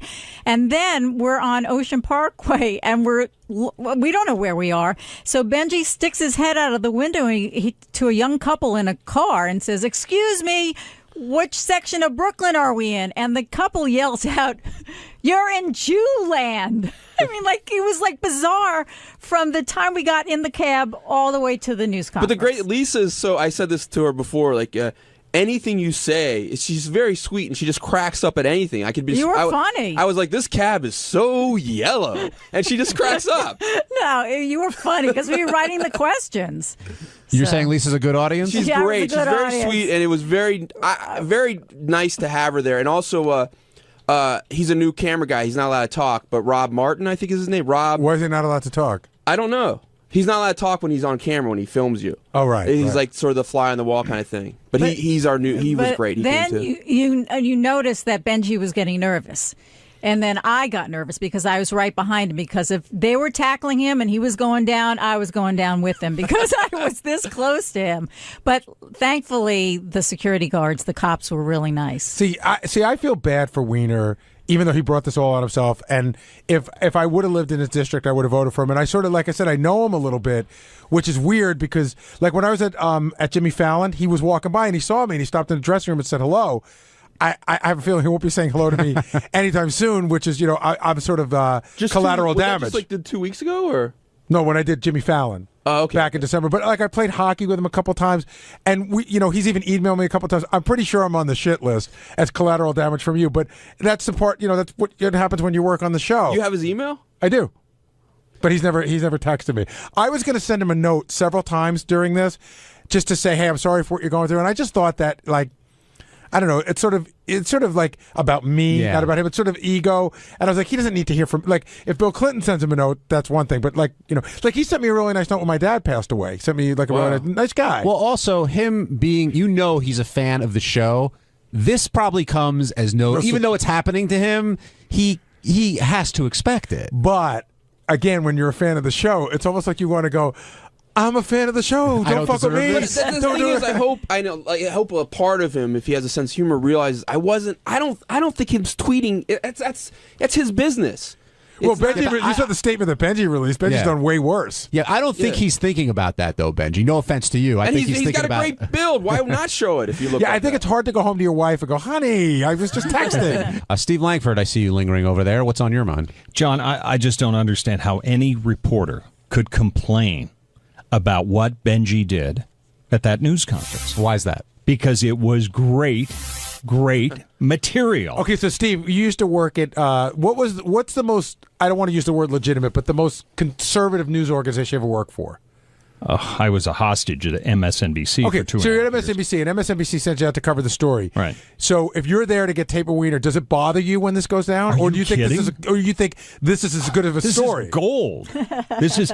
But why? Because it's wild stuff. I mean, look. I mean, even the New York Times on Friday basically had Benji in the lead headline. I mean. The New York Times realized in chaotic scene, Wiener quits seat in scandal's wake, vulgar shouts during announcement in Brooklyn. They got it. But as a quote-unquote straight newsman, aren't you there to get Wiener's resignation and his reaction? You're there to record and report on what happened. And what Benji did was news, and it was very exciting. My struggle with it is I violated Wiener's rights. I don't think what happened. I don't think I violated the reporter so much. I violated his right to give a speech in a forum that without being interrupted. But Howard made a great point. You did, but Wiener could also have gone on television on a one-on-one type of thing. He didn't have to have a press conference. Yes, you can he chose to have the press conference. But that's like saying a woman doesn't have to walk. I'm giving you an exaggerated situation. She doesn't have to walk out 3 a.m. in a short dress. Well, no, there's a difference because one is a rape and a crime, and one isn't. mine wasn't that big of a thing, but morally, it was wrong. Did you see the New York Times blog? It said, every media circus needs a clown. And I think, Benji, I think that for the reporters who were there who got it, they were enjoying it. There were very few. Maybe, the woman from the New York Times, Ashley Parker, she got it. I don't know if you read her blog. And everyone else, they're, we're news snobs. Like, they didn't get it. You're disrupting us. So, I think Benji held his own. Have you guys heard Lawrence O'Donnell seems to love it whenever it happens? Like, MSNBC on Thursday night, Lawrence O'Donnell, 8 p.m., on that cable news network practically featured Wiener and Bronk for the first 15 minutes. If you were so concerned about being wrong and doing the wrong thing, why do it? Well, I sort of seems like a joke, but I was serious. Like, I tweeted out, I realized I was sort of doing the same thing that Wiener does. Like I was, even if I feel it's wrong, I was like, I got to do this. I got to do this because I'll get love, I'll get laughs, and it'll be so great. But as it was happening, at the press conference before he's giving his speech, I waited till about 2 or 3 minutes in to do it. I keep turning to Lisa G. I don't know. I don't want to be a dick about this. I don't want to be a dick, but I don't want to lose my opportunity to do this. So Lisa pushed you into doing it? No, not at all. Not one bit. Not one bit. She was not one bit. Hey, it's Sal Governale, everybody. And on Tuesday's wrap-up show, we discussed me talking about my future. Am I coming out with a CD after the show was over? And am I writing the premises now? Of course not. I was drinking, and I misquoted myself. And if you don't believe me, I'm going to properly explain it to you in a proper manner on the wrap-up show, which you're about to see right now.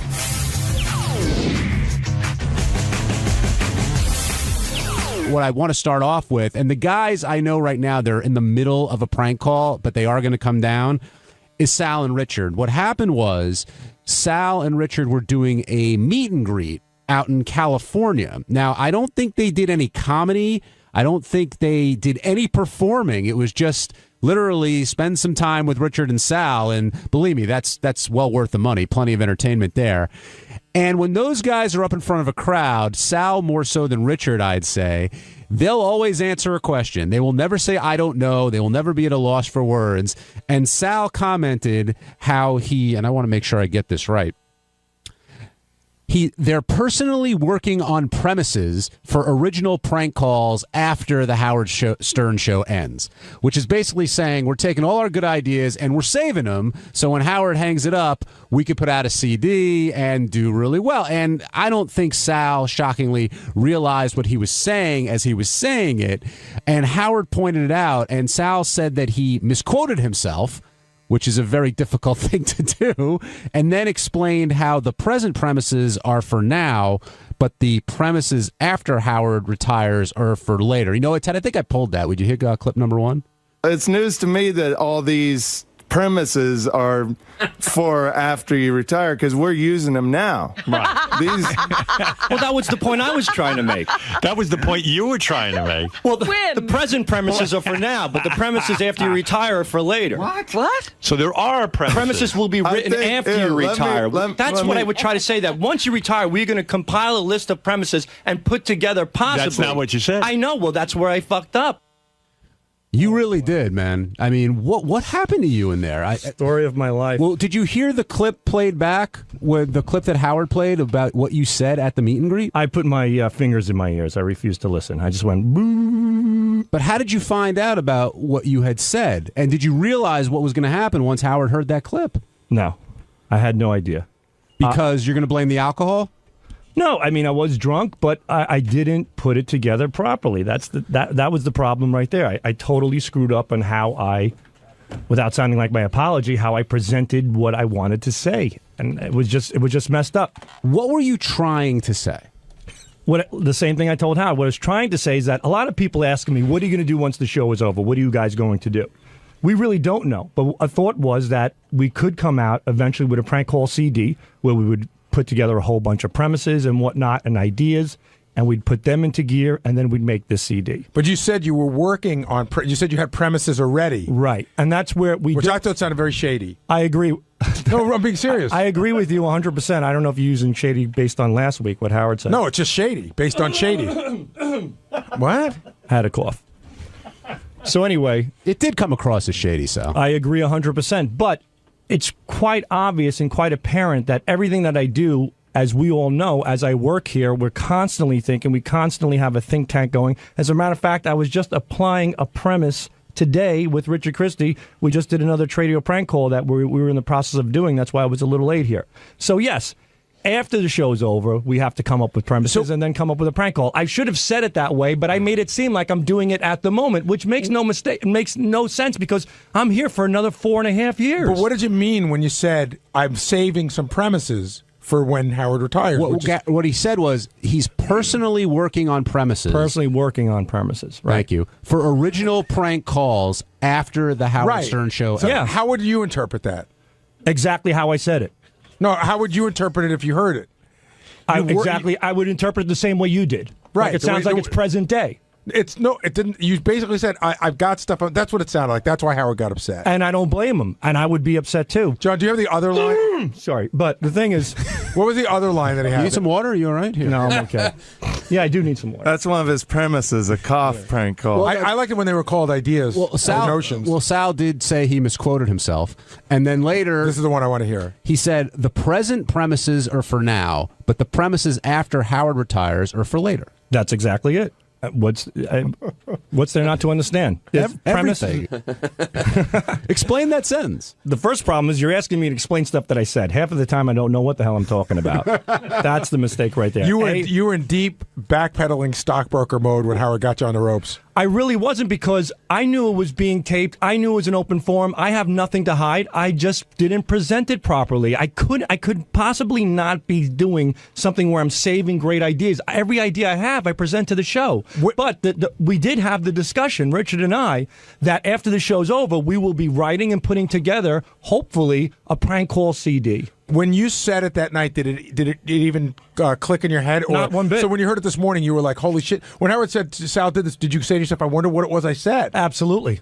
And I'm still thinking, I'm like, I have no idea what I said. And your buddy over there said it was news to him that you're holding on to these premises because you're using them every day. Right. Were you trying to defend your pal there? Did you realize like how deep the pool he was in and how he was kind of trying to tread water and get out of it? Or did you realize what he had said, or were you all messed up too at this I thing? did, and I just let him say it. I don't want to be like a parent and say, Sal, you're not saying the right things. You're all messed up. I just let him say what he says, and then we explain it later. But we work on premises, and the next day we do the calls. We had a premise yesterday for a call, and we were just working on it now. Hey, Gary, how did this end up as part of the show? Like someone sent it to us. So did they notice that? Like, no, they totally noticed it. Somebody said, somebody sent it and said, go to 318, and you'll hear Sal say he's saving ideas for after Howard retires. Did you realize at all before this came up that you had misquoted yourself? Not one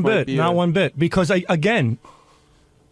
was no reason for me to be upset. I had no problem. I came to work with a clear conscience. So this was a total surprise. Ignorance is bliss. No, ignorance is not bliss. I wasn't being ignorant. I befuddled my words, so to speak. And that's all I can say. And if you want to believe me, fine. And if you don't, it doesn't matter as well, because I do apply my present day premises and work with Richard Christie here all the time. That's all I think about. My head constantly spins on present day material. Sal, I don't think anybody was questioning you applying your current premises to your current job. Right. The question was, it made it sound like you're setting aside some, or there are others that you're kind of banking for when the show ends, and that's where the problem lies. I can certainly see that, but I don't know what there could be to possibly bank. See, I thought that's what I got some pretty good ideas. I think they all start with the N word. That's what I thought. That's what I thought you were going to say, Sal. I thought you were going to say, look, there are ideas I have, or even ideas I presented that like you don't like, but I think are funny that I would like to do in the future when I'm representing myself. That would be a great answer, but unfortunately I'm not smart enough to think that far out and be that specific with things. I got to tell you, the love between Richard and Sal. Richard walks into my office and he goes, "This is all news to me," and I said, "You got to go in," and he goes, I don't want to throw Sal under the bus. I go, he's running over you with the fucking bus right now. You got to get in there. Like he was throwing you under the bus. I wasn't throwing him under the bus. You were taking him down. It made it sound like both of you were saving these premises. Well, we are a team. Anything we do together. So if he said that and Howard took it and get yelled at and you walked in and you got yelled at, would you just take it because you're a team? Well, yeah. I mean, he misspoke. Sal does that pretty often, and I'll take anything for Sal. Robert in Texas, you're on the wrap-up show. Hey, how y'all doing? Hey, I just want to point out, Sal knows exactly what he's doing. It's like every time he gets busted now, he plays a stupid card, and it's getting really old. He knows exactly what he's saying. Nobody could be that dumb. All right. Well, thank you, sir. Isn't that the part where you go, I could be that dumb? No, that's a compliment. I'm not that dumb. Usually you get you're a dummy. This guy's saying I'm not that dumb. So he's saying that you're evil and shady. Whatever. Anybody can make their own conclusion. That's fine by me. I could care less. Joe in Carolina, welcome to the wrap-up show. Hey, guys, I got two questions. First one is, do you guys think that Sal is truly shady or just stupid or maybe a combination of the two? And the second question was, when do you guys, Sal and Richard, do you guys get together on the weekend to plan these comedy shows or this plan of action, or do you do this during showtime? Plan what? Like the appearances? No, people. Yeah, No, people usually email us, and yeah, we set it up on the weekends. And did you use congressional? But do you think that? Do you think? I think the question he put out there is Sal shady or stupid? Yeah. Well, Sal, how would you define? That's insulting on both ends. This guy could go fuck himself.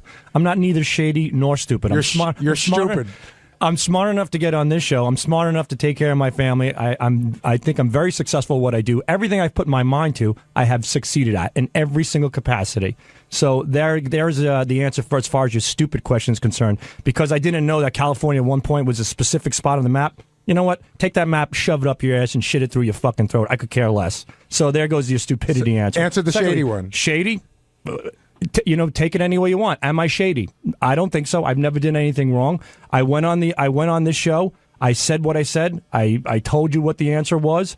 I have a clear conscience because I did nothing wrong. I'm obviously here for 4.5 years, and everything I do, I apply to the show. And Gary, I would hope Gary, out of all people, knows that. He knows how determined I am to do the best that I can for this show. And that's my answer. And that's that. I like that. You've never done anything wrong? Who hasn't? You just said you've never done anything wrong. As far as that show was related and what I said in a context to putting premises together today for 4.5 years, no, nothing. I love, because Sal's gone down this road a million times before. I love whenever anybody calls him stupid about, book smart stupid. He points out that he was smart enough to get on the show, as if he had to take a test. On Wednesday's wrap-up show, I asked Scott DePace to come down to talk about evolution and how he feels God is involved. Well, Scott came down, and sure enough, Jason came down. And with Gary here, Will here, Benji here, myself, it got kind of ugly.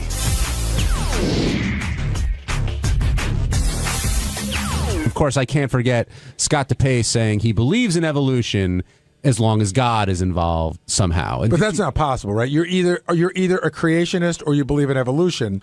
Is there a middle ground? Yeah, for sure. How? What is it? I mean, there's a million middle grounds. You could say. No, in other words, if you say either you believe God created the universe or you believe it was scientifically created. Well, what's scientifically created mean? There's no scientist that will say what the creation is. They'll say from Big Bang onward. Right. But what started everything? No one, there's not. I don't think there's any working theories about. So, do you think that that man was created by God or that man evolved?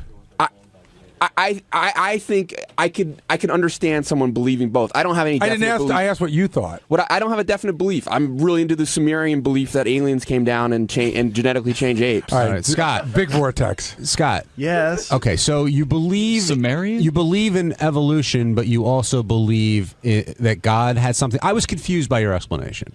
I just believe that. First, I don't know. None of us do, but I'm not willing to say that. If I believe in God, there's no way God would have something to do with evolution.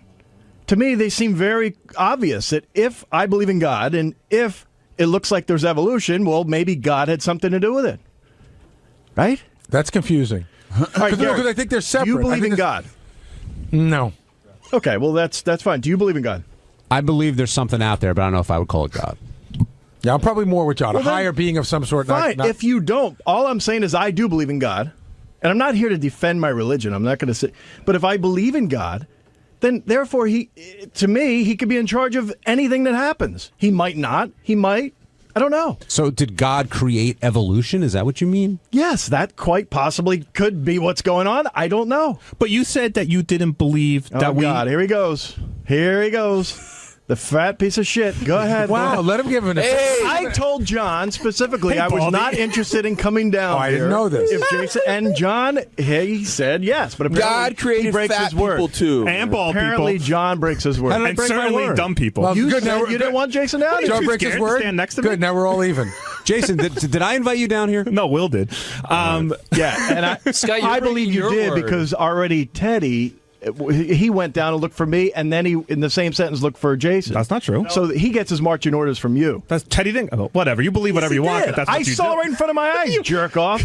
You can't handle standing next to me? What is No, wrong you're with just you? a piece of shit. I don't want to have a conversation with you. Well, why don't we see what he has to say? Go ahead, say it. Don't be like Ebert. Let the autopsy come out. Go and then ahead, call him. asshole. You're so funny. See, I Look how don't much I need bother this. you. I have shit I could be doing right What, now. golfing? No, I'm working on a graphic, dipshit. You want to do I'm more not drugs at golfing work this week. than All right, leave hold on. Let's stay on point. Do more Jason, drugs at work and Jason, leave make your early? point. What? Scott said Say it during again, the conversation. Jason. What did you just say? During the conversation, that you don't believe that we evolved from single cell organisms. That's all I wanted to say. That you said that this morning. So I don't. What So it sounds to me like you don't believe in evolution. What I believe that I said was that I don't believe that we evolved from single cells without God or something else making it happen. I don't believe. Obviously, what the rest of you believe is that there was a big bang, and then there happened to be this little one amoeba, and somehow out of that, all of us were created. I just don't believe that, unless something like that happened by way of God. So the actual theory of evolution you believe in, just that you think God might be behind it. I don't think that's a weird thought, but that's not what Thank you you. said Well, on the air that's today. what I tried to say. Well, you didn't try hard enough. When you try to explain your theory on evolution, you and Howard kind of got into it, which quickly evolved into you not believing that Bush lied, and it turned into That's that. just it's an illogical thought to think that he did. There's not 1 ounce of evidence that says that he did. There's plenty that says maybe he was wrong, but all of the evidence suggested that there were weapons of mass destruction. Well, no, there, there's and a that's why we left. there's a differing opinion for sure. Howard's not the only person that holds an opinion. They're could all say, illogical. But that's you talking. That doesn't make you saying they're illogical doesn't make it a fact. It means you It's disagree with illogical through a political bias is what it is. You guys want to believe that he's some monster, that he went there just so we can die, have our soldiers killed, and steal Well, you oil. shouldn't It's say just illogical. You crazy. should say I don't believe No, it. it's illogical. And you don't see it through a political prism? It's illogical. It is. But God There's is logical. not 1 ounce of evidence that someone could point to that he has profited from this. That it's just crazy. But there's tons It's of evidence crazy for God. speak. Tons. It's Just called overwhelming faith, jerk off. Will in Rochester, you're on the wrap-up show. Hey, guys. Scott, I'm right on with you on some things, but when you defend George Bush, you sound like such a dummy. Oh, and you sound so intelligent. I'm not. I'm Good. really not. Then but, shut up. But so witty. One of the things that Howard needs to get in line with is I'm in the education field, and the reason a lot of younger people, like the girls, the ages of these girls in the Miss USA? is the scientific community is moving away from traditional Darwinism and evolution as we would have known it when we were younger. So even a lot of atheists like Christopher Hitchens have come out and admitted that it looks like there might be some form of intelligent design. Not necessarily God, but there's something there. So a lot of younger people are being taught alternatives to evolution, and I think maybe that's where the confusion lies. I think a lot of younger people are being taught alternatives because I think that the religious right has a stronghold and is insistent that both sides be taught. But according to Scott's opinion, he's not offering an alternative to evolution. He's saying that evolution is what it is, but it might have been started by God. So that's 2 different things. Of course there's evolution. Look at Gary. Wow. Well, clearly you're not the funny one. Listen, bald, dumb, and unfunny is no way to go through life. Ow! Oh, I'm sorry, just putting my pants on. Ooh. I got a laugh out of Will. It was fucking dead silence in the room. Will seems like he wants to be on the side here, but listen, there's plenty of evidence that says that's illogical. What you just said. Totally. There's no evidence that Will wants to be on anybody's side. It's illogical. I've seen his face. If anything, he should want to be on your side. You drive him to golf. I drive him to golf. Yeah, you guys go. You're his golf buddy. He and I don't hang out. We're neighbors. He gives you video caddy plugs on the wrap. Hey, Scott, do you believe in Why am I here? Scott, I'm not like. You mean on Earth? Oh God! Do you believe in a heaven and a hell? Do you have a belief in that? You mean on Earth? See, here's the funny thing. I didn't pick a fight with you. You're fighting with him, and then all of a sudden you just wheeled around and lashed out at me. I was discussing with you. I was not arguing with you. You just fucking hit me in the head for no good reason. Wow, so of course I'm going to come back. Sounds like someone sensitive. God, I've been taking shots from all you guys. I say one little thing, and suddenly now you're. I had a discussion with you. I go, how do you feel about that? Why do you feel that way? I wasn't hitting you. Hold on, I want to cut to the root of a bigger problem here. First Gary, and then to Scott, then to the I'm biggest sorry, first problem Scott. is Hold on. Why I come on this show? Why does Jason get under your skin so much? Because I don't like him. There's nothing about him. There are a lot of people that you don't like. I'm not you that you just don't like, but we coexist. We get along. We work together. There is not one part of him that I find appealing that I could. That's not true. I have a list of 3 things that I could be. Well, yeah, I made those up for the air. That I could be friends with him about. I hate from his laugh to his self to his just everything about him is revolting. Did I miss something? Because weren't you guys friends there for a little bit? No, that was me trying to put and then what happened after that? And then he is continually an asshole, so I just, that's it. You know, it's so funny. I really hardly ever think of Scott. You are so consumed with me. No, I'm not. Dude, you don't hate exactly. The only time I think of you is here. I don't have these kind of feelings towards you. These intense feelings of hatred.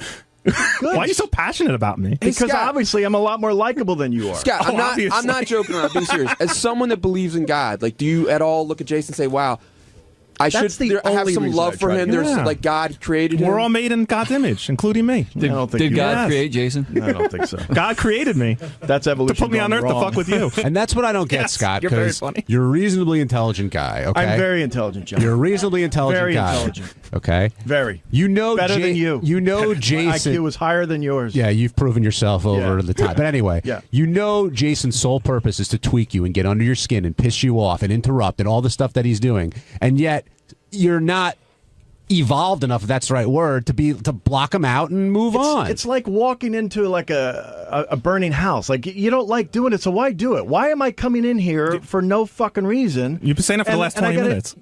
I wanted you in here because I wanted you to clarify what you said about evolution today and the argument you had with Howard. Plain and simple. And I told you I was willing to do that, but I don't want fat fuck here. I'm not going to. You said okay. No, I'm not going to prove. You said okay. No, I said I'm not. You said okay. I'm not a. You've broken your word. No. He said. You said. Will was in the room. You said if Jason comes in, I'm just going to scream into his mic the whole time. No, which would have been hilarious to see. That's why we wanted him in here. You said come down here? Yeah, of course. So you owe me an apology. No, that's not true. Will was there. He was in the room. I said I do not want him in there, and then I said, realizing you would go back on your word, I said, and if he does, but I didn't. You did. No, Will. I don't think you did. I don't think it was like it was posed that way. It wasn't. Well, you know what? You're not me. You don't know. I did ask a straight question. You said okay, and I said, and if he does come down, I'm going to make sure he can't be heard. You know what's awesome? The back of your head gets as red as the front of your head when you get mad. This guy's going to put you I thought that maybe there'd be a difference between the back bald and the front bald, but it's all the same bald. Go ahead, gear up to call me fat again. What's the real problem? That you can't do what you really want to do? Yeah, sometimes I wish I was like 8 and I could just fucking. Well, you act like it. You want to whine and cry again some more on the air? Come on, Gary, stop being so mean to me. I like that I'm on your rider, by the way. Oh, I don't do radio shows where Jason shows up. I mean, look how obsessed with me you are. I don't care if you're down here. I'll invite Jason to my house one time, and I'll give you the heads up. I'm ignoring him right now, and it's good. I don't even understand. I don't even hear what he's saying, really. I just hear the big fat mouth going, blah, blah, blah, blah, blah, blah, and nothing's really. It's perfect. Keep going. I want to ask you one last question. I'm not being inflammatory. I swear to God. No, Gary, don't talk to me. I'm not being. When you leave here, when you get in your car, do you find this upsetting, or are you able to just sort of put it behind you? Yeah, no, this sort of does set me back for like a half hour until I get, back into Jersey, and then I make my way onto the golf course, and then I go. He's called me screaming from the car before, like continuing conversation. Oh, God, you have 12 years ago. You've done a political argument, jerk off. So another thing. I thought you were man enough to have a discussion. I didn't hang up on you. I had the discussion. No, you Yes. cried to Howard the next day. No, I told him saying that it was I'm funny. that I'm bothering you and you can't get work done. Oh, Howard, Jason wrote something mean about me on the PDT. Dude, go on some more. My son How many sees it. pills you? Man, you must be on a double dose of pills today, aren't you? You're really. I get my pills from the same guy you do. Yeah. What do you? You're just fueling his fire. Don't you know that? Exactly. What are you on? Lexapro? You're playing. Howard, Jason wrote something mean Scott, on the you're PDT playing today. right into Jason's game. Like, dude, I'm not playing the same game. I could care less what he does. oh, I think I think you care a lot what he does. Well, I do care, but I mean, I'm not going to change what I do because of him. You don't cry? Didn't you once go to Doug Goodstein and trying to get me and Will stop being paid from Howard TV? Because you were upset about the way we treated you one day? No, never. Yes, you did. You told me, I went right to Doug, and I told him, why are we paying these guys? Wait, refresh my memory. Yeah. Wait, what was that over, though? That was over That was over you screaming at Will over the intercom. No, it wasn't. Yes, it was. No, it wasn't. Yes, it was it was. over you guys weren't doing something you were supposed to do. Right. That's what it. Really, That's what Doug it's about. did not change anything. But I'm just saying is, if you're going to accuse me of whining and crying, Yeah, you're the no, biggest you whiner guys and both crier in the whole did fucking change world. because you came back going, "I'm sorry, we'll start doing what Well, we're they supposed wanted to to do." get paid. Yeah, exactly. No, Doug came to me. He's like, "Look, I don't know what Scott's complaining about. He came to me and said he doesn't want you Bullshit. guys to be I was paid right anymore." in front of you, jerk No, you weren't. off. We talked in the Yeah, green I room. was. No, you weren't. Now you're just making shit up. I wish I remember what the fuck we're talking about. You're not All that right, smart. We'll give you a moment to remember. Steve, let's take a break. When No, we come I'm back, out of here. Nah. No, come on. Oh, no, stay. please, Dad. Scott, Go. Please. I want to get your take on. I'm outta here. No, I want to get your take on Richard's wedding. If Howard should Not go, if he stays. and I also If he want to stays, get I'm your out. take on what Howard learned about his parents today, and how anyone feels about If you getting that leave, information. Jason wins. That's right. Is that how you want it to end? And the Jason terrorists. wins.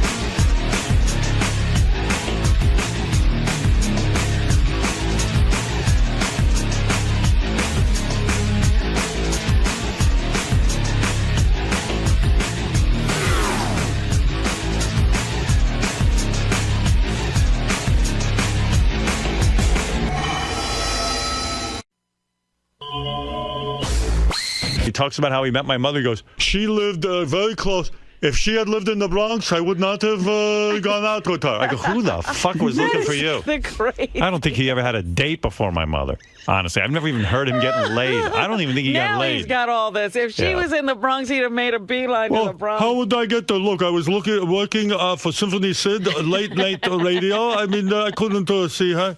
Hey, he's telling the truth. He told me that. If I had lived in the Bronx, he wouldn't have come up Aren't there. you lucky? Because don't forget, in those days, you couldn't just call someone. You had to write them a card and set up a date.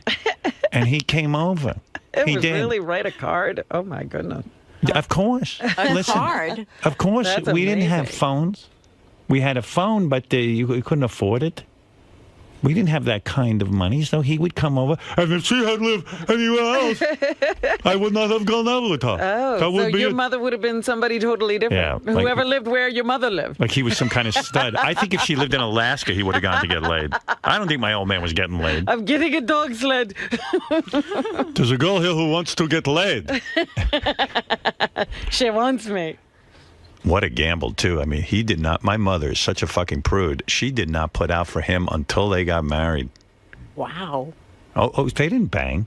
There's no You're way. sure? I'll Positive? bet. I would bet. I would Did hook they my mother. do any heavy petting?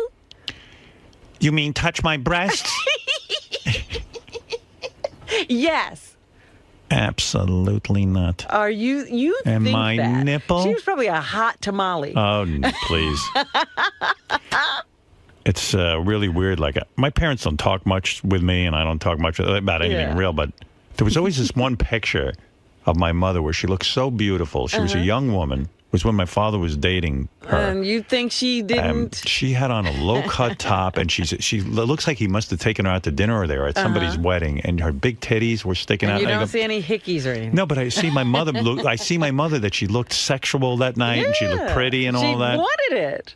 So I finally said, Mom, I was with them a couple of weeks ago. I go, the most beautiful picture I ever saw of you when I was a boy. My parents throw out all their pictures anyway. They got rid of them all. Like they're already dead, A couple of years ago, they decided. They didn't think you might want some. Well, they did. They said, take the pictures. Maybe you want them. After all, we don't use these. We don't look at them. So this one picture I always think is very beautiful of my mother. And I turned to her and I said, that's a beautiful picture. Where were you guys? She goes, where were we? Like getting angry at the picture. She goes, your father took me over to his friend. The friend tells he's into photography. And he wants me to get into a towel. And he's going to take a picture of me. And that was a towel wrapped around my top. You're kidding. So look at what your mother would do. I go, what? Your mother got into a towel. She goes, I got right out of there, and I told him, what is this? He's a pervert. But she did it. I don't know what. I don't know what she did. I don't want to know. It's just uncomfortable, the whole thing. Let me tell you. She didn't Your fuck mother him. probably put out something. No way. She put out something. I guarantee you she